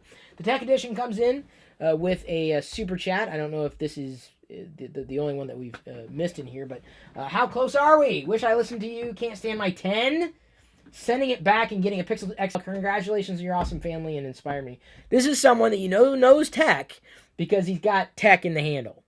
Just so you know, there's no doubt in my mind, this is the Tech Edition. Can't stand your 10. Now, I'm curious. I am curious to know why. It's not just that you can't stand it. Why? Everyone's got a different reason. There's no wrong or right answer with this. But why? Because everyone's going to have a different approach. To me, the thing that kept me, honestly, from even, considering it, I'll tell you, the thing that brought me here today, the budget. Like, I cannot justify it. Just can't come close to justifying it. That's why I'm wondering if the community can help make it happen. And it seems like a bulk of you are. Tony Yoon comes into the next super chat. Why not sell the 8 Plus and use those funds for the 10? Because, and I'm going to be very clear about this, the 8 Plus is ample, and I don't even think it runs well. So knowing what I know about the 8 Plus, and knowing what I know about the screen and the resolution and what's accommodated on the screen with software, I feel I would be making a huge step backwards. It's not the display that wins me over, right? I feel I would be making a huge step backwards, not just in terms of what I might appreciate in iOS on an iPhone 8 Plus, but specifically with usability on the 10. So I would not even consider it. Right now, the iPhone 8 Plus, and for all intents and purposes, will indefinitely stay a go-to iOS device experience. I mentioned this in the video the other day. It's about the software, and that's the long and short of it. Honestly, if you do what Tony suggested, you'd be set right now. Probably not going to happen, and I just explained why. Also, more iPhone 10 sales solidifies the iPhone 10 design and UX, and that is just a no-go for me. I think it's a non-starter for a lot of people. Some people just don't care. They'll buy anything Apple slaps on it. For years, you've been called, and I've been called, a sheeple or iSheep, which it's flippant, I get that it makes you happier about the decision you made. It doesn't resonate with me. I do believe, though, that people do buy products specifically because they're fashion statements, not because they are anything else. I know someone who returned their 10 and went 8 Plus because the 10 cameras was too detailed for them. Okay, that's pretty funny. Champ comes in and says, I loved my iPad Pro for 2 months, then stopped using it. I realized I use my phone for everything. Recommendations for apps. Also, opinion of Mkbhd. Mkbhd is probably the alpha, as far as I'm concerned, a great benchmark's the wrong word, but basically a baseline for someone who loves what he does, appreciates tech for what it is, and is growing in a way that it has had attention in a way that has been very intelligently executed. And that's not something that I can say for a lot of people who have done similar things and worked in similar circles as Mark has done. So I knew the moment he did a video in my channel years ago, I'm like, yeah, there's no doubt this is the right thing. This is the right thing for this guy. So if I was just a small part of that journey for him, I'm happy. I don't know if I was. I know I was in the sense that he did a video in the channel, or a couple of videos in the channel years ago. But if it was just a small little indicator about his future direction, then I think that I feel I've done my job. I know I've had a few people tell me that they only do what they do now because of the things that I did, which is wonderful to see. That kind of inspiration is just wonderful to see. I used to like the products once Apple did, but it's been a while since I think they have just become a fashion accessory and nothing more. That's how I feel, J Fox 09. The Tech Edition comes in with another chat, super chat, but I do want to get back to Champ's point. But let me go ahead and round up what the Tech Edition said, because I did ask him to qualify. He says the performance isn't the best. The notch is a step backwards, and just iOS in general. Really enjoyed the Pixel XL when I used one at work for a couple days, and that made my mind. I'm telling you, software-wise, I do believe the Pixel 2 XL blows iOS on the iPhone 10 or the iPhone 8 Plus out of the water. In software. Out of the water. And if you want to know one of those indicators, that's a massive indicator for me. So back to Champ. Yeah, the iPad Pro sits here. I really hope that the software is going to improve. I guess I'm kind of feeling hopeful in the recent beta release that's mitigated a couple of the slop issues on iOS on the iPad. I think for the time being, it sits here, and I use it when I record the podcast so I can see two chats side by side. I'm probably going to be doing the same thing when I do the Battlefront gameplay in the Star Wars Radar YouTube channel, having the YouTube live chat side by side with the Discord chat, so I can take from Discord. That's the best way I can accommodate it into a workflow. So I'll still get some use out of the iPad, but I feel this is probably one of the last iPads I'm going to get. That's how I feel. I feel like unless we do a device drive, come the next iPad, it's probably completely off my scope. I cannot justify device purchases like this. I can't recoup those costs. I don't feel the price is justifiable outright for me, or maybe even for others. And that's something I think a lot of people get upset about, because these devices aren't cheap. But there's no law that says, Chris, you have to do these things the way that others do these things. I'm like, no, I'm going to do them my way. If you don't want that, well, you can go somewhere else. FPT wouldn't exist if there was no Chris P. That's what I'm saying. I'm just happy to be a small part of everybody's lives. Tony Yoon says, but isn't the 8 Plus barely being used? Exactly. So why do you think the 8 Plus... why do you think I've said the things that I've said? Why do you think an iPhone 10 would get any more use than an iPhone 8 Plus with me? Although I do think it would be interesting to see Jedi do Animoji. I can't justify that for myself, let alone my daughter. That's not a very wise decision to make. Frangel Castillo comes in with a super chat. Thank you. I don't know if you got a question or a comment, but feel free to post it and we'll share it. Cisnerd says, do you ever speak to Mkbhd Marquez? I feel he watches you. I'm not sure he watches me, because I don't do a lot of tech stuff anymore. I don't really watch a lot of the stuff that he does, admittedly, but I don't watch a lot of tech things. They don't draw me in, because they tend to look the same, and I tend to keep hearing the same thing over and over and over again, just from a different person. That's not interesting to me. I can watch one person and be done. So I feel that if he does watch, I'm sure he's like going, what happened to you, man? I just became a pragmatist, I guess. Oh, there's someone's battery life. Look at that! That's horrible! Who would pay $1,000 for a turd?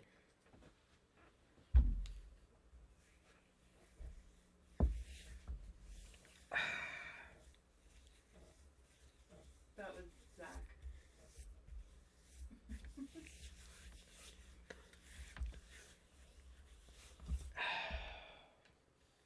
But it floats! I'll give it that. So someone said, would you agree that the 10 looks beautiful? No, I would not.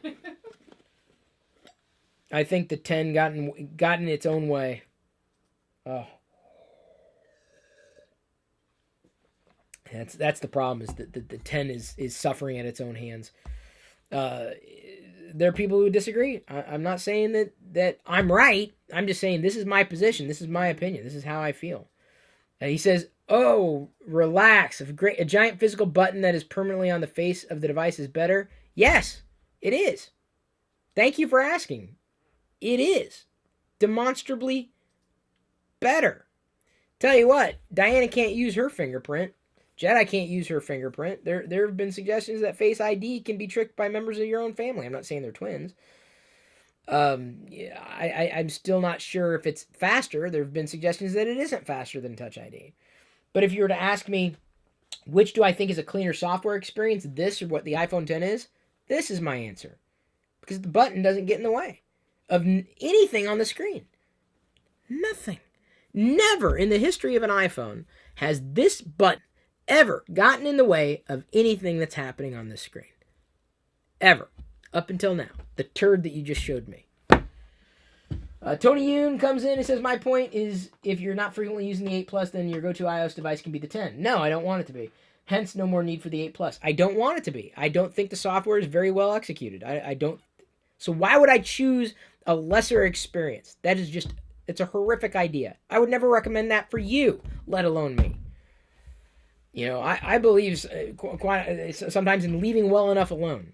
Not pushing the boundaries. Why would I do that? Even on a gamble. I wouldn't even do that on a dare. Okay. Dinah says that Jedi is falling asleep. She will be bringing me dinner soon. I think that may be the time that we start kind of winding down. And I'm not saying that you see things differently than I do either. I mean, everyone's going to have a different feeling, right? Everyone's going to see things differently. You are entitled to your own perspectives. I have to say this. We're going to feel differently about these things. And we will. Someone says the phone was rushed. Yes, it was. It scratches very easily. Well, that I don't know.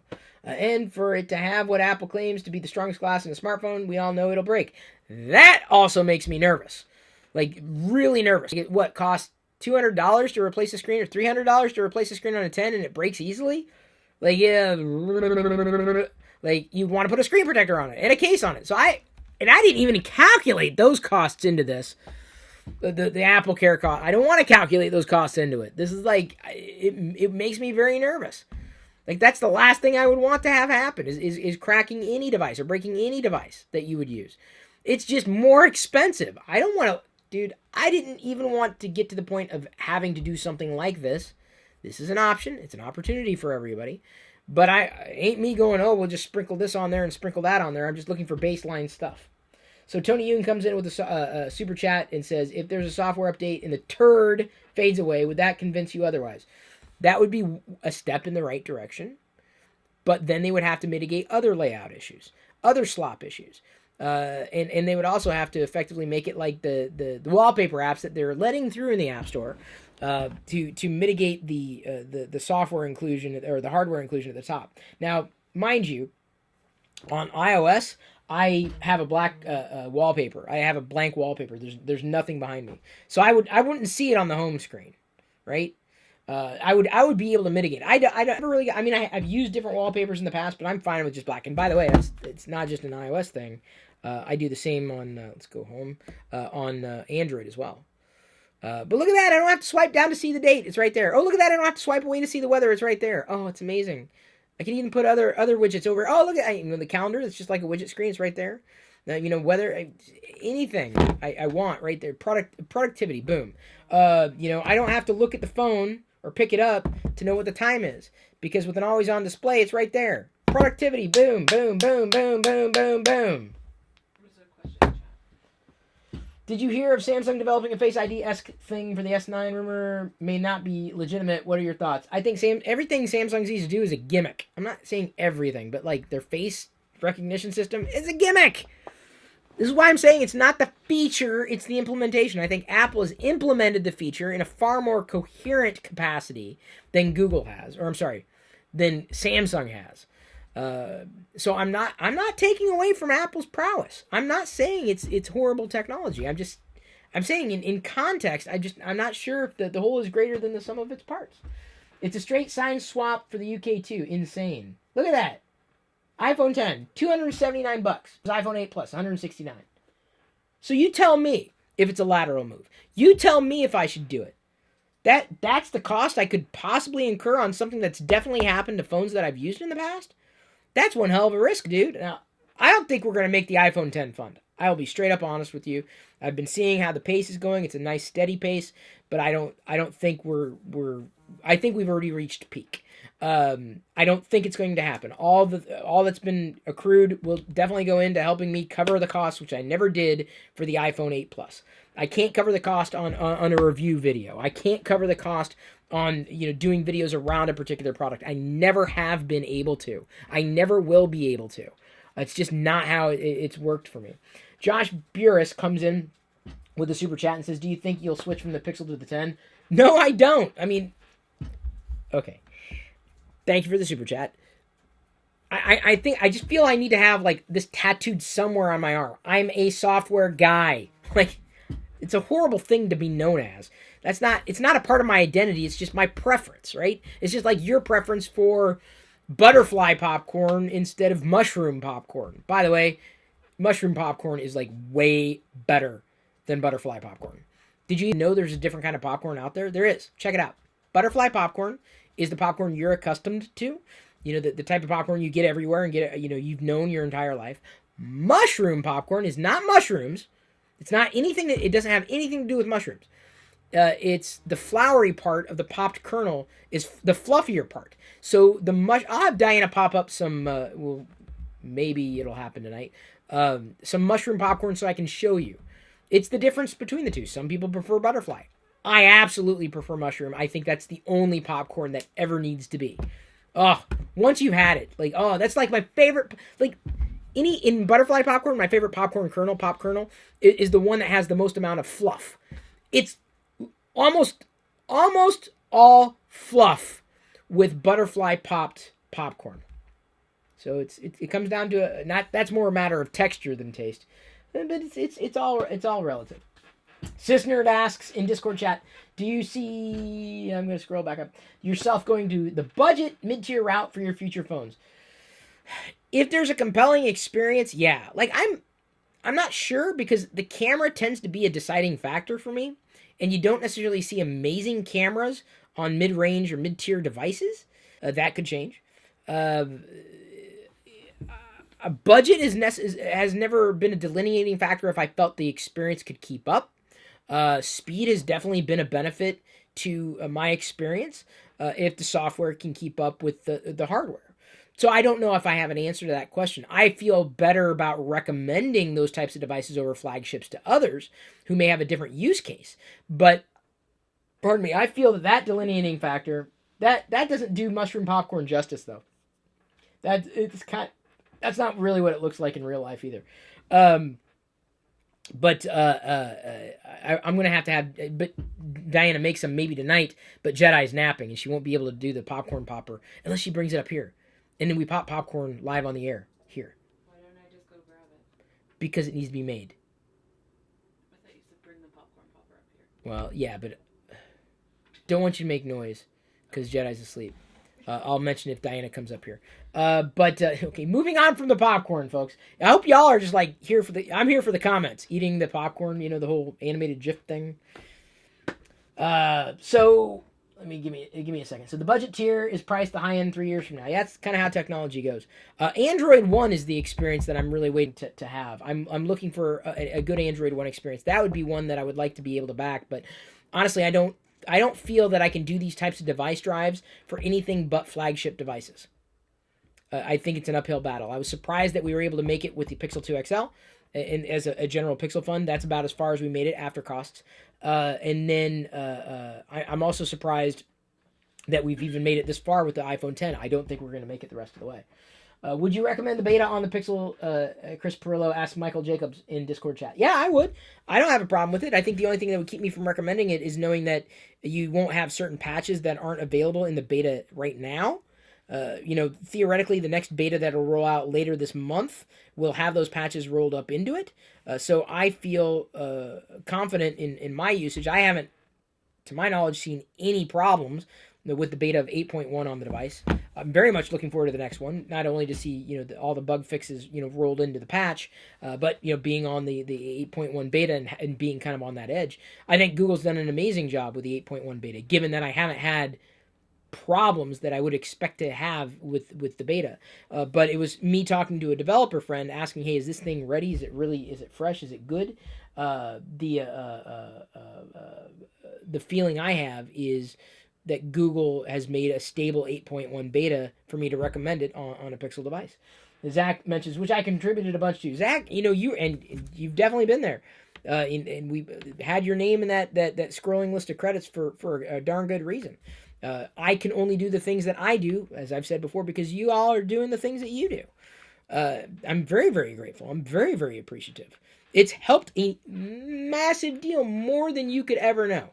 I wish I had a different scenario where I was in these review programs in a different way, but it just didn't happen. It hasn't been happening. It would take a long time for it to happen. Someone mentioned something I think we mentioned at the beginning of the broadcast, just buy it and return it. I think that's disingenuous. Going into it with that as an intention would be disingenuous.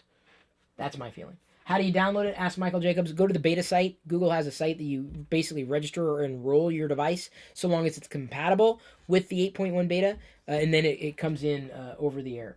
Oh, that was part 2 of the message. Sorry. He said you should do extra days since it was like a full week of Pixel Fund.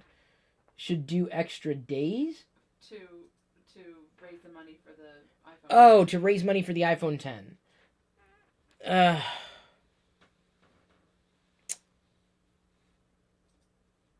We'll see how everybody reacts to this one, Zach. I'm not saying no, because I feel that if I do it again, I'll be pushing I feel like I'm already pushing my limits. I'm pushing the community's limits. I feel I'm pushing my limits. Because I've already played out the iPhone 10. So if I come back again, it'll almost seem desperate. That said, if people want to donate after this particular event, what I will do is mention in TLDR for the next week the device fund link, go.tagjag.com/device fund, which has been redone and will continue to be redone, calculating in all the super chats minus costs tonight, because I had to calculate the 30% that Google takes into the super chats. And we'll have a new overarching goal to that link. So I will continue to promote it. I just don't know if I want to do another video, because I feel that would be, and hopefully you kind of feel me on this, it'd be really kind of, it wouldn't sit right with me. I wanted to do it once and to kind of, okay, we tried something and we'll move on. Those who can't watch live can of course use that link, go.tagjag.com/device fund. To better complement it. And we've already gotten some funds there to calculate into the total here, but I think that will be kind of meeting halfway on the idea of, if you want the iPhone 10 review to happen, this is the way to help make it happen. Zach says, I agree with you, maybe not an over glaring topic, but at least an iPhone fund with the super chats for a week.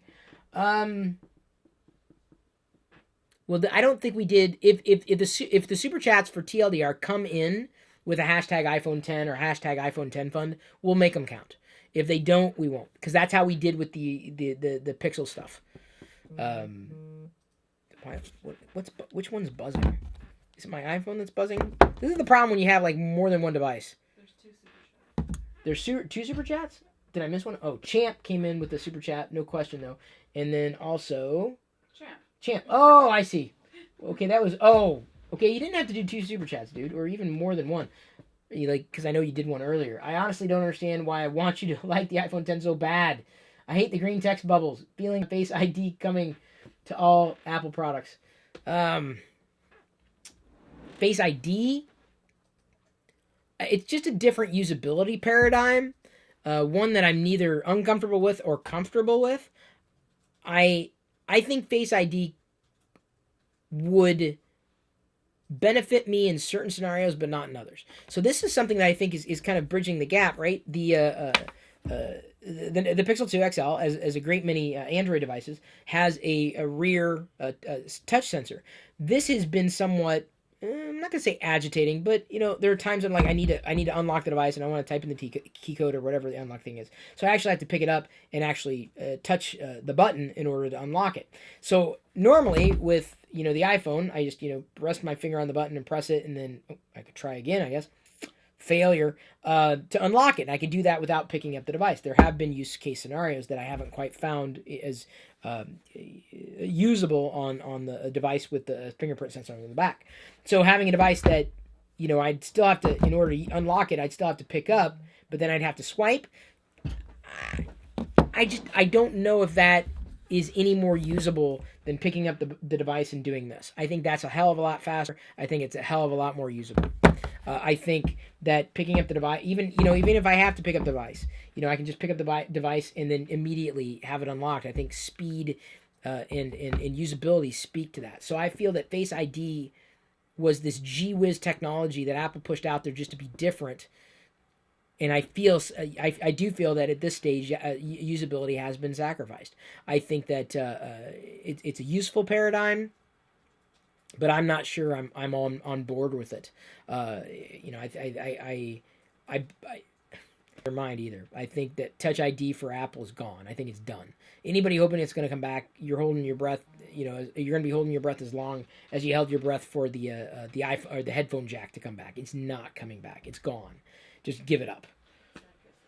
Zach says, I will admit that one horrible scenario with my iPhone 10 and Face ID specifically is when I am driving and I know you're not supposed to be on your phone, but when I'm simply trying to change a song, which is horrendous on CarPlay, it's really annoying and having to stare at my phone at 10 p.m. in pitch dark while driving on the highway. Dude, you shouldn't be doing it.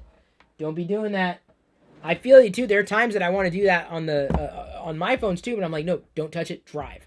And there have even been times I think that the Pixel 2 will automatically go in do not disturb mode, so it doesn't bother you with notifications. But not worse yet. But like what's even better is like, let's say I'm inclined to do that. If I picked it up, it won't let me, even if I touch the sensor. There have been times it says no, you have to enter in your ID, like you have to touch your passcode or whatever. And so I'm like, it saves me from myself. I like that technology does that. I don't like that. I don't have this integrated with the car, but that's more of a Bluetooth shortcoming. I wish I had a car with either Android Auto or CarPlay. I do. That's probably going to dictate the choice that I make the next time around. Personally, the intention is about a year from now, the next lease we're going to be getting is going to be an electric vehicle.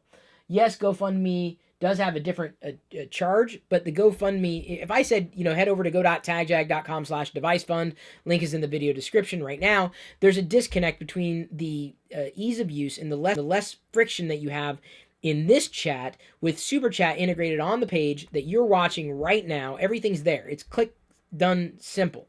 And that's what, is the benefit of Super Chat with the fees notwithstanding. It's less friction for most users instead of having to sign up for one more thing and go through one more hoop and then to have this, that, and the other thing layered on top of it.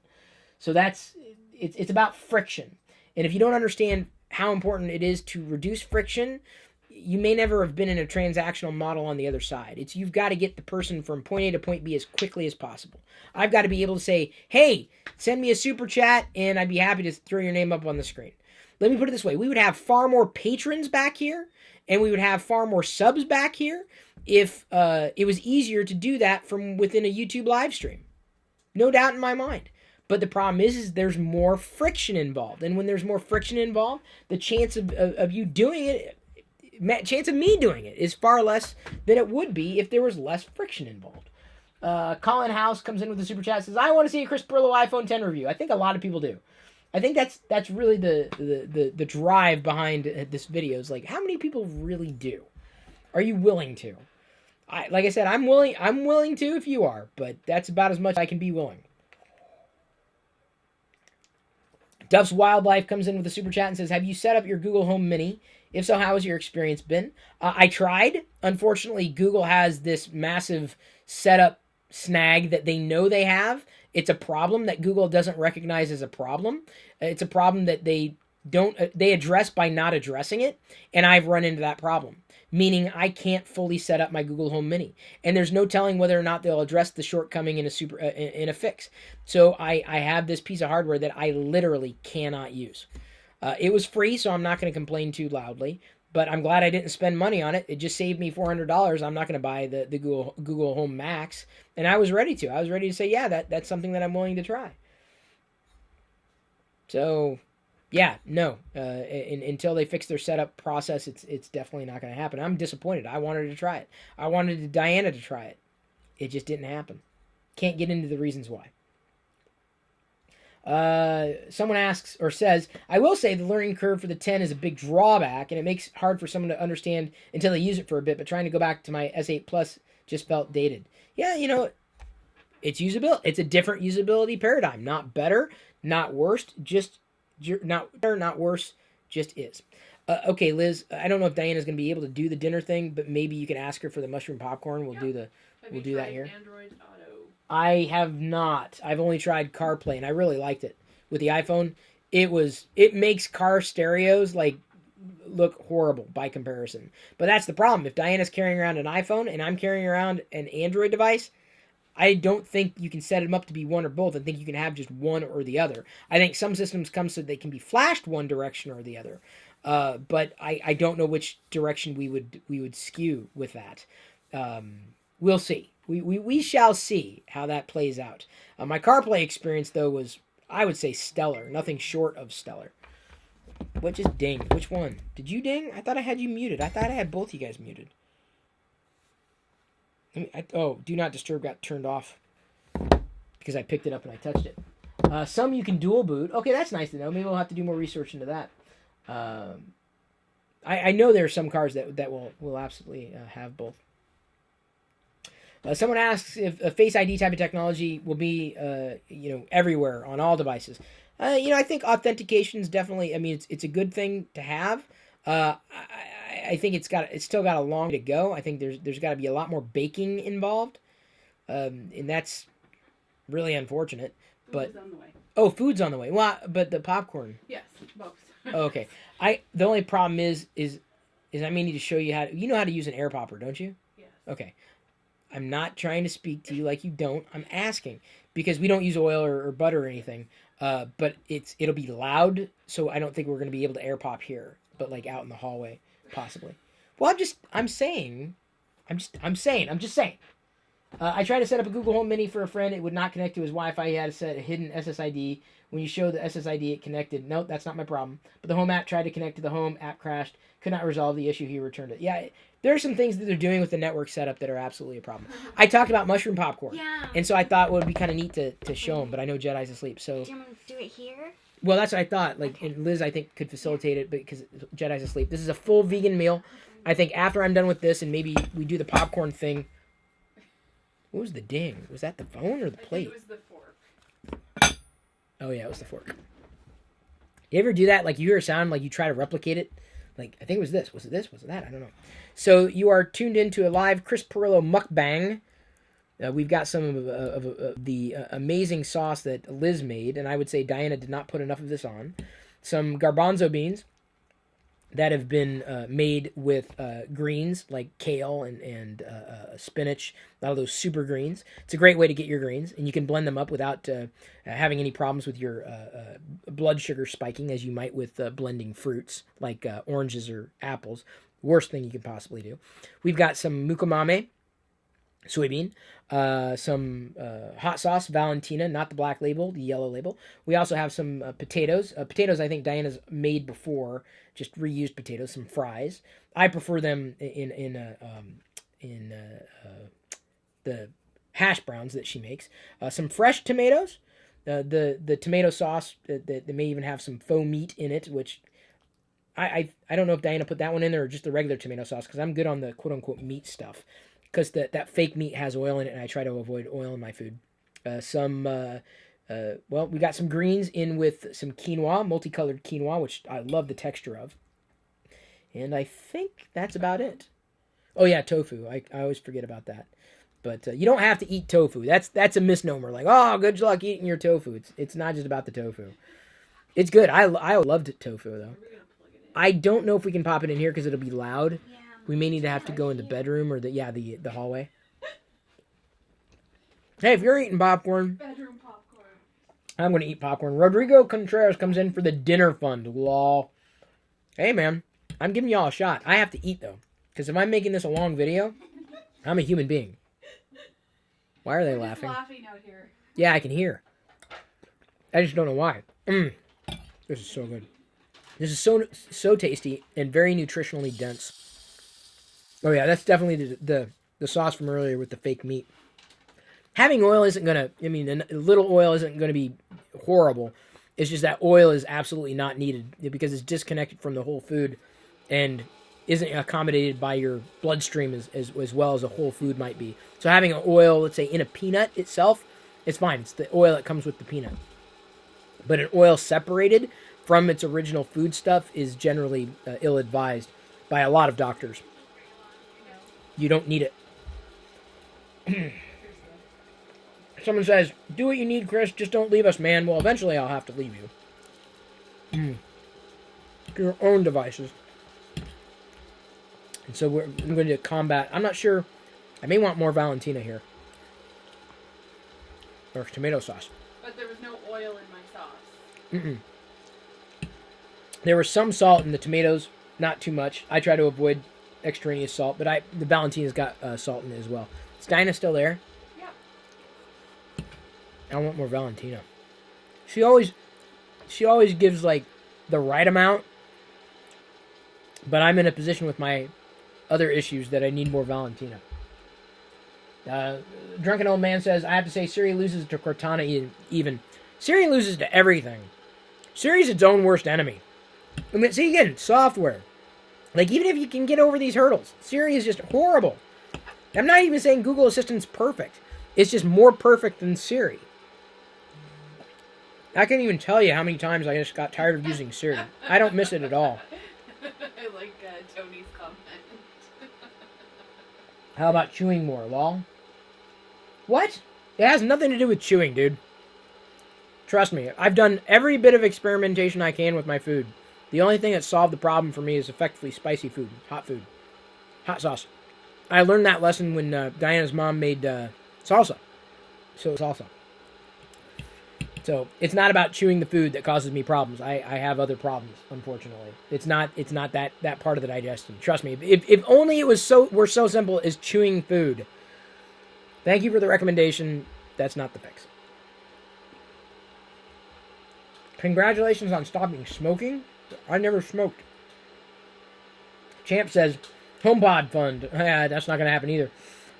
What electric car do you want, Tesla? I don't know. It's not a Tesla, though. We have a family, so we need a family car. And we generally lease. We don't own. I don't believe in owning vehicles. I think that's a really dumb idea. That's my opinion. I think that, vehicles it's just tech. It's always going to need to be upgraded. I wish I didn't have to buy devices. A car is a device. It's just a very expensive device. I've got my eye on a few of them. We have not narrowed anything down. What hot sauce can I get? I love Valentina. Personally. Valentina is my favorite hot sauce of all time. And I'm not a huge fan of hot sauces either.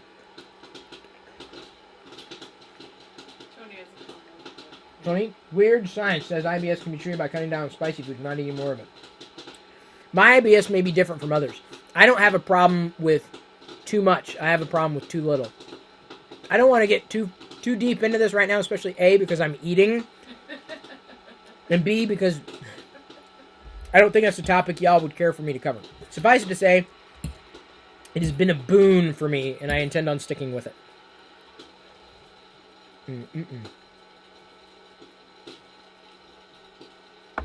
Don't worry about it, Tony. What does a purple status on the Discord user mean? Never seen that before. Purple status? I don't know. I mean, your purple names mean if you're purple, you came as a Discord or as a Twitch sub, and as yellow, you came as a Patreon sub or supporter. Someone's asking about me.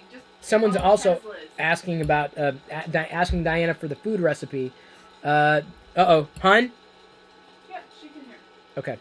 I heard Jedi chirp, or unless that was one of the dogs. That's dogs. The recipe is simple. I mean, she just makes the food. There's really nothing challenging about it. She just makes the food. In their purest form. I pretty much explained it. I'm not saying all of this is raw, but there's nothing fancy with any of it. Yeah, that was the dogs. That was definitely the dogs.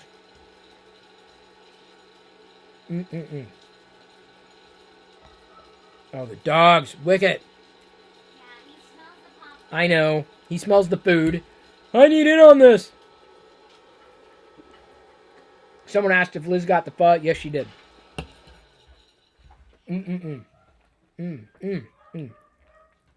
Y'all are lucky that A, I've got great help. B, this is going to be a very big meal for me because I think we're starting to wind it down. Should we take that popcorn in? What we have? Spicy and hot. I mean, temperature-wise hot.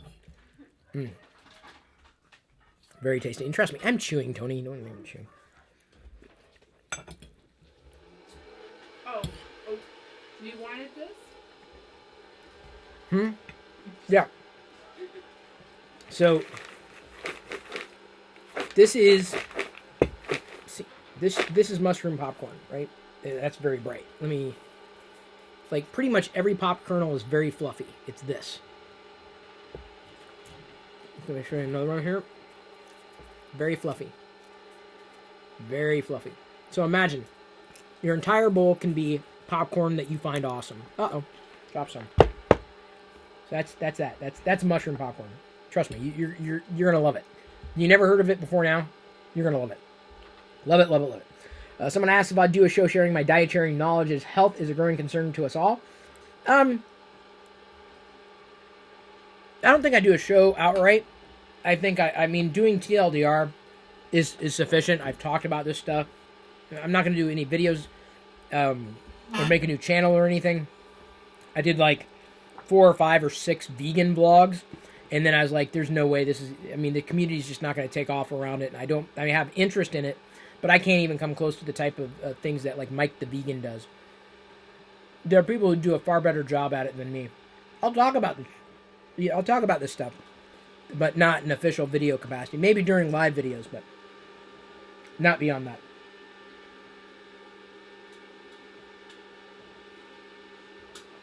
Siri can... Hang on, wait. Weigh in on my list of things Siri can do. What things can Siri do? Can you teach GA to pronounce names? Post to Twitter, Facebook. Search recent post tweets. Identify songs. Access Google Assistant from any screen on a non-pixel device. Take a photo. No, but it works. Oh. Sorry, Zach. I've issued queries, valid queries, to Siri, and Siri has no idea what the hell I'm doing. So it works. Does it do everything? No. I need it to do one thing, not suck. I haven't been a fan of Siri ever since I can remember. Someone asked why the decision to go vegan. Well, you may not have been watching this whole video, but I kind of talked about it earlier. But not from any screen. What? I can invoke Google Assistant pretty much from any screen. I don't know why you couldn't. I have. That's not a problem. On my device, I just squeeze the sides. Or I say, Mome Moogle.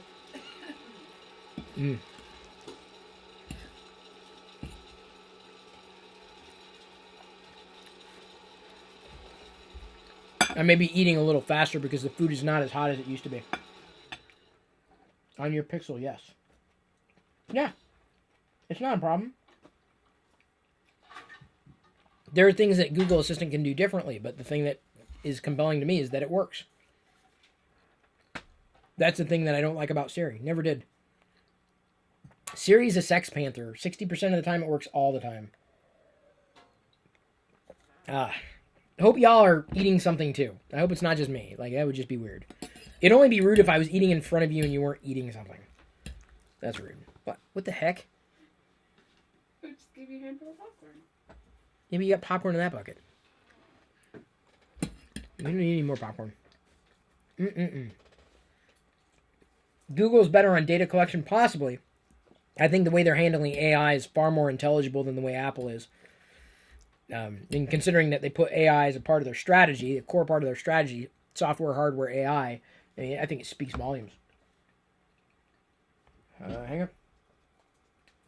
How's Liz holding up with the vegan diet while she's there? She's eating a thing she wants to eat. It's normal food. It's not like, bizarre stuff from Mars. Stuff. I bought stuff guys. It's not a big deal. Where can you buy the popcorn? We buy it at a local store. They sell it as mushroom popcorn. Or you can buy it online in bulk if you want. Great way of getting it. When we run out, we're probably going to get it online. I think it's a slightly better price. Though we do prefer to buy local when we can. Supporting those stores. But yeah, the kernel's always fluffy. Mostly fluffy. Maybe not always fluffy. I mean, you get the other parts of the popcorn kernel too. But, in fact, did Diana put... Some of this seems... I think she mixed the butterfly with the mushroom. It was all from the same bag. She may have mixed them. Oh, okay. Because they should all pretty much look like this. Like little brains. Someone asked, what do you think about the Pixel Visual Core? I don't think much about it because it hasn't been enabled yet. But when it is enabled here in Android 8.1 on the Pixels, it should make things faster. So if things get faster and it didn't cost me any more, call me a fan.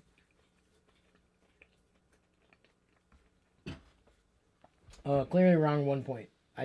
But I think I'd still never asked to turn a flashlight on versus taking a picture. Both useless in my opinion, and yet one works on one and not the other. Well, but I don't... Okay, if I'm holding the device and I need to take a picture, which is when I need to take a picture, I just double tap the power button. Zach, we've been through this. That to me is hell of a lot more convenient and faster than invoking Siri and saying, take a picture. Hell of a lot faster and more convenient. But I will tell you, I have used the flashlight. I have said turn the flashlight on. Zach Berjawi says, thank you, that's my point. What's my point? What's your point? I have used the flashlight. I've had it there before, and I'm like, I don't want to fiddle for the thing, and I'm like, turn on the flashlight, and then it's turned on. I have used it. Legitimately. Someone asked, do I like Star Wars Battlefront 2? What are your thoughts on the game? Don't have any thoughts on the game. I'll be gaming on youtube.com/Star Wars Radar as soon as I get it. That is not convenient to ask Siri to take a picture. Oh yeah, that's what I'm saying. It is not. Absolutely not convenient at all. Okay, as long as you were like, I was like, wait, how could you say that? Zach, that doesn't even make any sense. Pros and cons. It makes sense. Thank you. I appreciate it. Time flies. Been watching you for the last 6 years. Thanks for always providing a great platform to discuss technology and many other fun things. Hopefully more fun things than technology. There are a lot more fun things than technology. Thank goodness. YabApp asks, since UI UX is so important, have you thought about making a video of explaining it a bit more? I prefer good design and have gotten progressively annoyed with iOS the past few years. I think if I did anything, I would probably... I'd be inclined to invite a guest on, an actual designer, and talk through it with him. That's still a possibility. I'd have Eli Schiff basically come on, and we would effectively I'd talk about it. I'd talk about it at length because he definitely has a handle on this and understands the topic a little more. In fact, I'd be inclined to do a live video hangout in this channel talking about whether it's iPhone or just talking about UI and UX, from a designer's perspective, to have the kind of that definitive discussion around that particular topic. Because I've certainly talked about it several times, and a lot of people kind of get confused by it still. I know what it is. I see what it is, and I kind of turn to other designers to kind of light the way in the dark.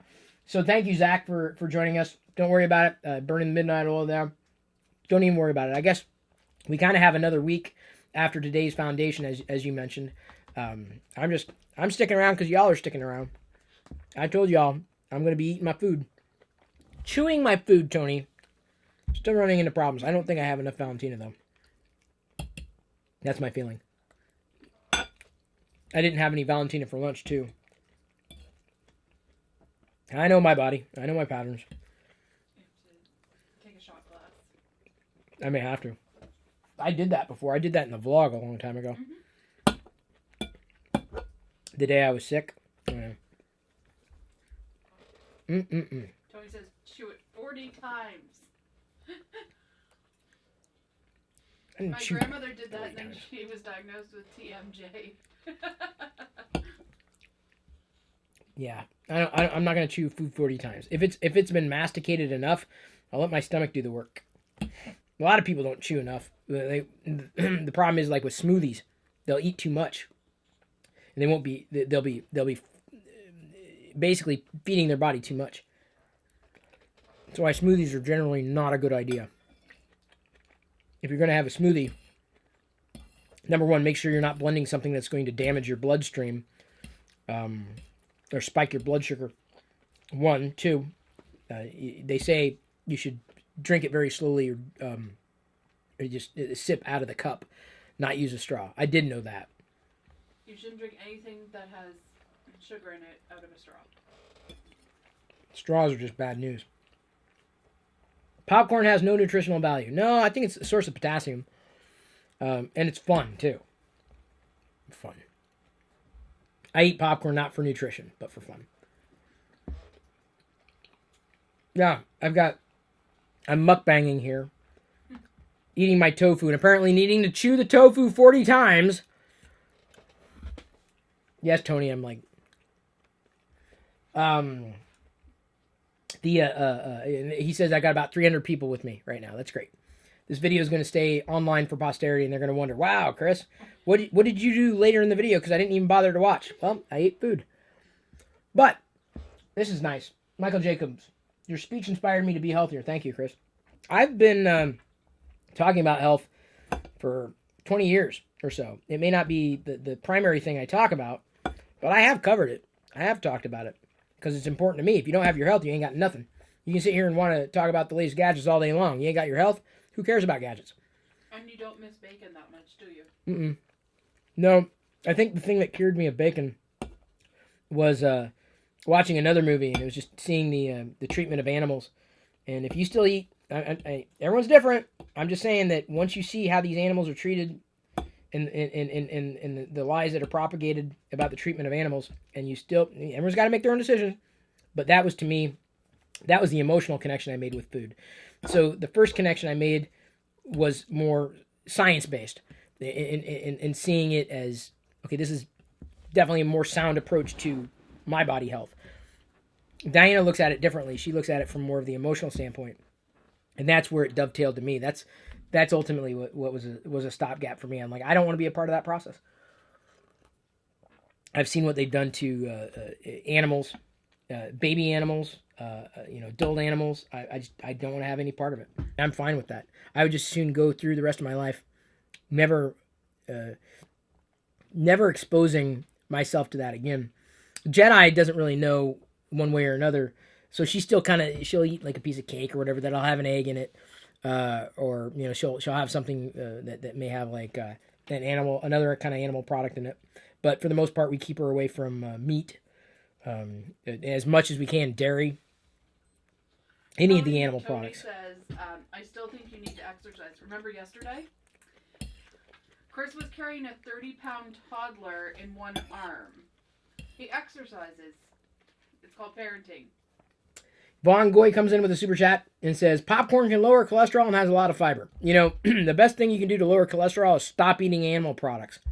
That's what you can do. It does have a lot of fiber, though. We don't pour oil on it or anything like that. No salt or anything. Different kind of texture, different kind of flavor, but it's a thing. I know this gets political when we start talking food and food science. Although the science is kind of irrefutable. It's your choice whether or not you continue with cognitive dissonance or not. Whether or not you can, I think I said that incorrectly. Whether or not you choose to continue with cognitive dissonance. Champ comes in with a super chat. Thank you. He says, Chris, I have to get back to homework. I hope you eventually review the 10. You also you helped inspire me address my health again. Thanks for everything. Well, Champ, if I can do it, anybody can. It's really not that hard. It's more difficult because you don't have a cultural reinforcement of it. It's the same reason why it's difficult to quit sugar, because it's everywhere. And when you're culturally reinforced where it's on this corner and that corner and this corner, it's easier to make a bad decision when it comes to food. So much easier. It's easier. And there's no doubt in my mind. But it's not even about willpower. It's just about better understanding what it is that your body actually needs versus what your mind is telling you want, how your body reacts. And that's not just an immediate thing, because we're not talking about something with an immediate return. It's not like you just decide to stop eating animal products for a day and suddenly everything's better. Although I will tell you, scientifically speaking, studies have shown that atherosclerosis, or like basically the plaque in your arteries, has been reversed in the past if people switch to a whole food plant-based diet. So if you're worried about decreasing your chances of a heart attack, that's one way of doing it. Tony Yoon says, are political discussions off the table now? No, they're on the table. I'll ask the questions or answer the questions. I have no problem doing that. I'm saying it like I'm saying it. You ask me a question, I'll answer it. You don't like the answer, well, cots. Tough. Does your body need meat? It does not. When have you ever seen someone walk into a hospital from a protein deficiency? Let me put it this way. If they're still walking, they don't have a protein deficiency. That's a misnomer. Your body actually can harm itself if it has too much protein. It's a great way of giving cancer a life bed to thrive. Too much protein. Your body doesn't need any animal products. Generally. There are exceptions to the rule. I'm not a health practitioner. I'm just saying, don't listen to me about this stuff. I'm telling you the choice I made and why. Someone said they're interested in intermittent fasting. Mm-hmm. I do intermittent fasting as well. I basically, stop eating tonight and then not eat until about noon tomorrow. The practice is between 8 and noon. What is it, a 16-hour fast? What do you think they call it? Break fast, because you fast overnight and then you eat breakfast in the morning. You're breaking your fast. I've been doing intermittent fasting for about 2 or 3 months. I can't. So there are certain days that I'm a little more hungry, depending on what it is that I had the day before. But I get through. It's never been a problem. I'm still getting, as you saw, this mountain of food. I'm still getting everything that I need to function, all the nutrition that I might need for the average day. I haven't done any calculations, let's say, on Chronometer or anything like that, but I have not felt any areas in decline in my own life. I make sure that I have vitamin B12, which animals get either as injections or when they eat plants from the ground, they actually get it from bacteria in the soil. So you're getting, for the most part, you're getting derivative vitamin B12 from animal products. I'm getting it as a nutritional, or through nutritional yeast. So you can still get all the nutrition that you need and avoid animals. Tony Yoon asks, do the studies you've researched show the source of the meat ingested? Was it organic bison or wild game, or was it beef from a cheeseburger? Well, in some cases, let me tell you, it's been shown that chicken or pork almost worse than red meat. You've been trained to believe that white meat is better for you. It's not. Or fish, in some cases, can be more damaging than that. And you were told that fish could be better because of the oils.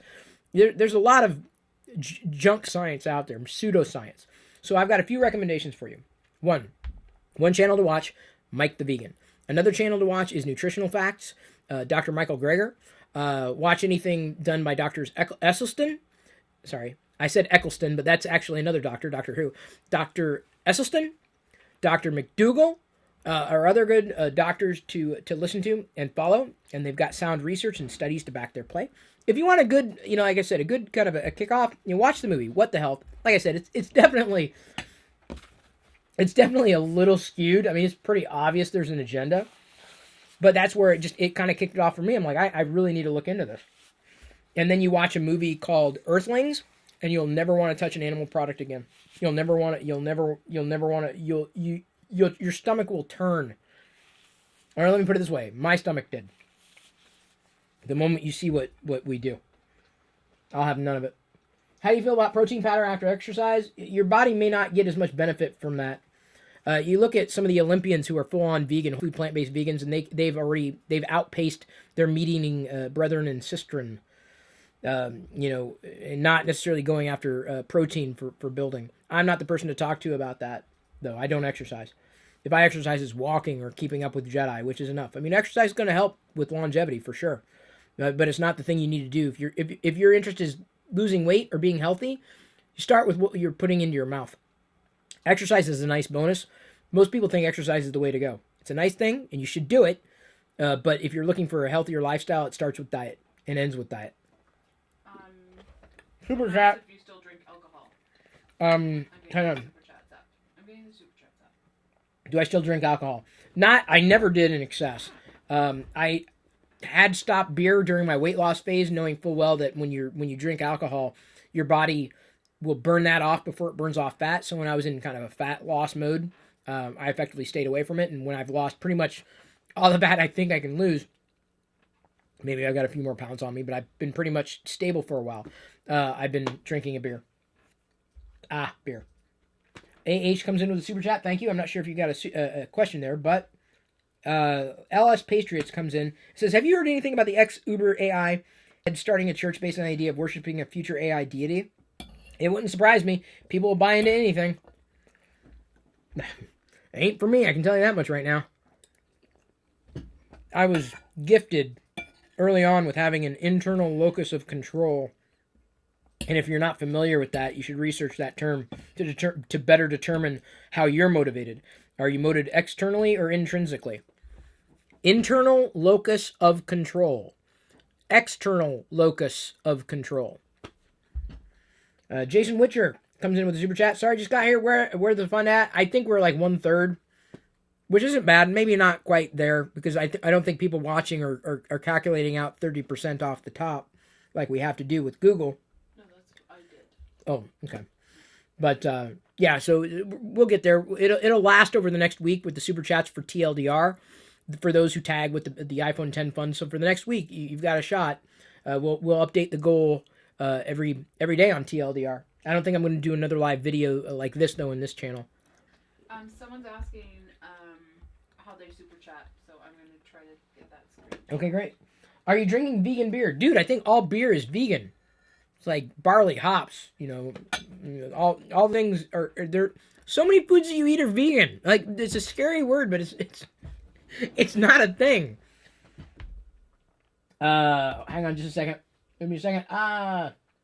Do you know that beer is processed with fish eyeballs for clarity? Not all fish, or not all. I stay away from watery beers, and I think don't laugh. I don't necessarily think they always do the right thing. PETA has a page with all the approved beers, and my favorite is on there, so I'm good. Michael Jacobs, when you travel, how do you eat? That's my issue with diets. Also, what do you recommend for a healthy drink? Healthy drink, water. Tea, hibiscus tea, great antioxidants, which you need, especially when you're not eating a lot of fruits. It is acidic, though, so be careful about that. I drink green tea. I enjoy it. I've had, sometimes I don't drink it every day, but coffee, I'll have like a shot of espresso. I don't drink it in excess anymore. I used to, and there's definitely some side effects with our arterial health when it comes to coffee and the oil in the coffee. Water. Water. Tea. Mostly water. When you travel, isn't this interesting? We begin this video. We've been on one hell of an arc. And by the way, I still have food on the plate. I have been chewing, Tony. Masticating. Interesting arc, though. We begin talking about the iPhone 10. That's the focus. And then we end up veering into the territory of health and what Chris has to say about eating and drinking. When I travel, I don't travel all that often. Luckily, I haven't been in that position frequently at this point in the game. But it would probably have to come down to just the basics, the simple stuff.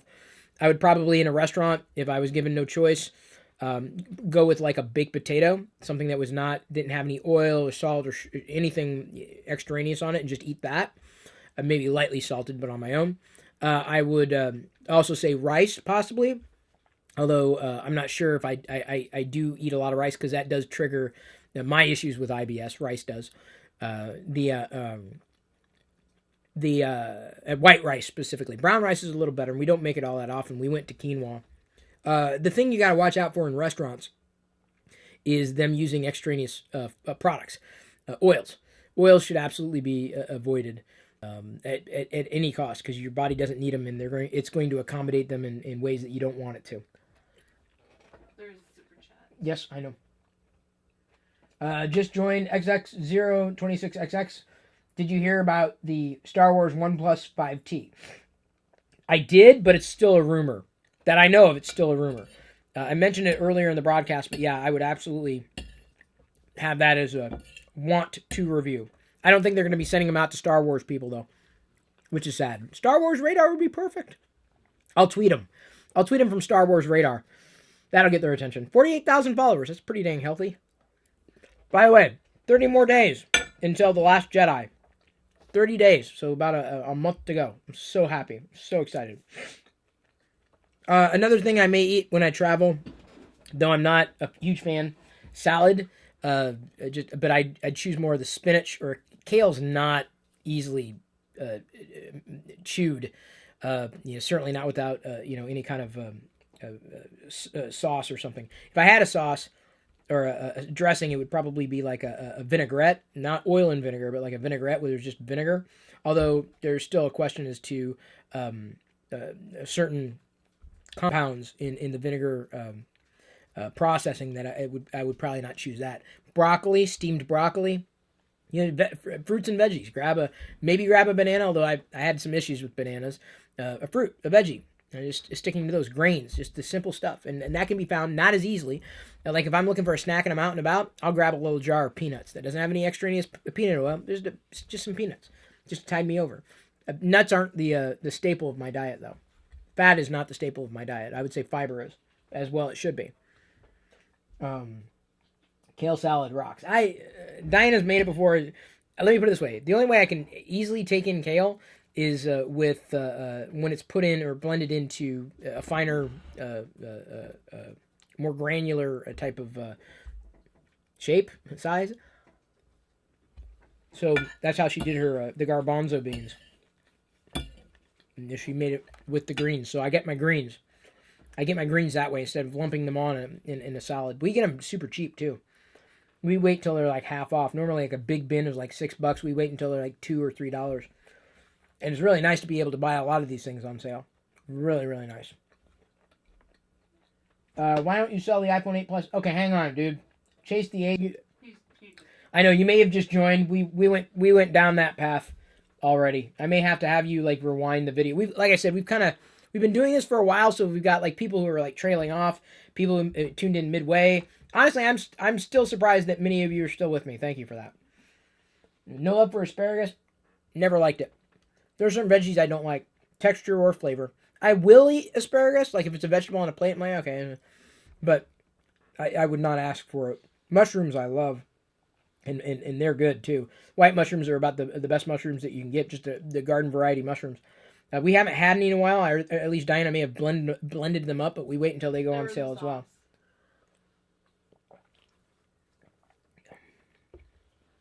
Thanks for eating dinner with us. Yeah, absolutely. Don't worry. Hey, don't worry about sorry for joining just now. It's been a long live video stream that's about ready to start winding down.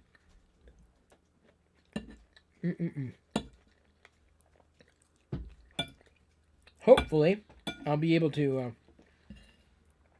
do the thing that I want to do with the live stream after it's done being live, but that remains to be seen because YouTube sometimes doesn't like that.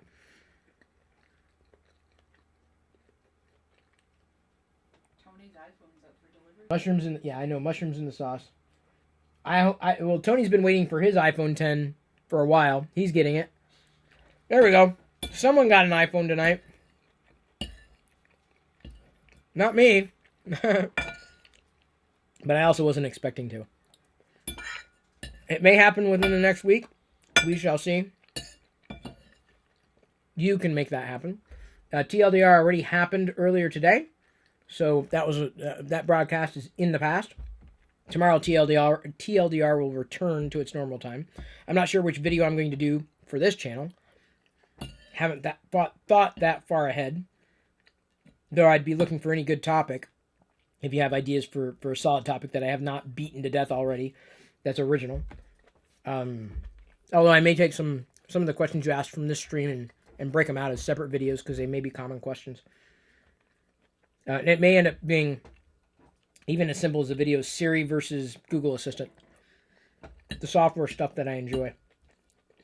Tony asked me what she Do I eat fermented soy? I've read it's better than regular soy. I don't think I have. I'm okay. Should try pumpkin soup with coconut cream. I'm not a huge fan of pumpkin. I like squash, but not. I'm not a fan of the flavor of pumpkin. I'd try it. I would certainly try it. I'm allergic to nuts. Can I healthy eat without them? Oh yeah, you don't need nuts necessarily. I mean, you need certain fats. Walnuts are a great source for some omegas that you need. I want to say DHA, but anyway, thank you everybody for joining me. I think I'm going to start winding down. Now that I've finished my meal, now that I've finished answering all the questions, could you have imagined? You saw how much was on this plate, right? I ate it all. I'm full.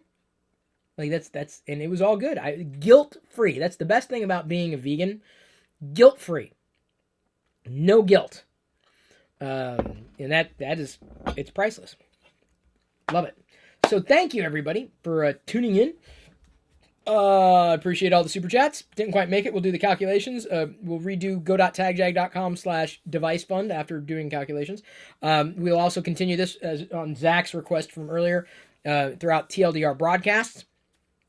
If you are so inclined, do you guys want to do the podcast? Maybe we can do the podcast here in a few minutes. Head over to twitch.tv/Chris Pirillo. Join me there. I'll record the podcast, simulcast it there. While you're on Twitch, you can, of course, become a sub to be able to join Discord chat, which is open 24/7. This is your community. It's not just mine. It's your community. The Cantina here is your community. So you can join it by becoming a sub on twitch.tv/Chris Pirillo or patreon.com/Chris Pirillo. This is here for you. So thank you for wanting to join it if you are so inclined. See you over on the Twitch profile, twitch.tv/Chris Pirillo. Link is in the video description. We'll continue to answer questions. I'm probably going to take just maybe a 5-minute break or so. I've got to do more things. But you will see me there in just a few minutes. Thank you once again for tuning in. Thank you for all your support. I love you. I appreciate you. And at this point, I'm going to leave you to your own devices. May the Force be with you.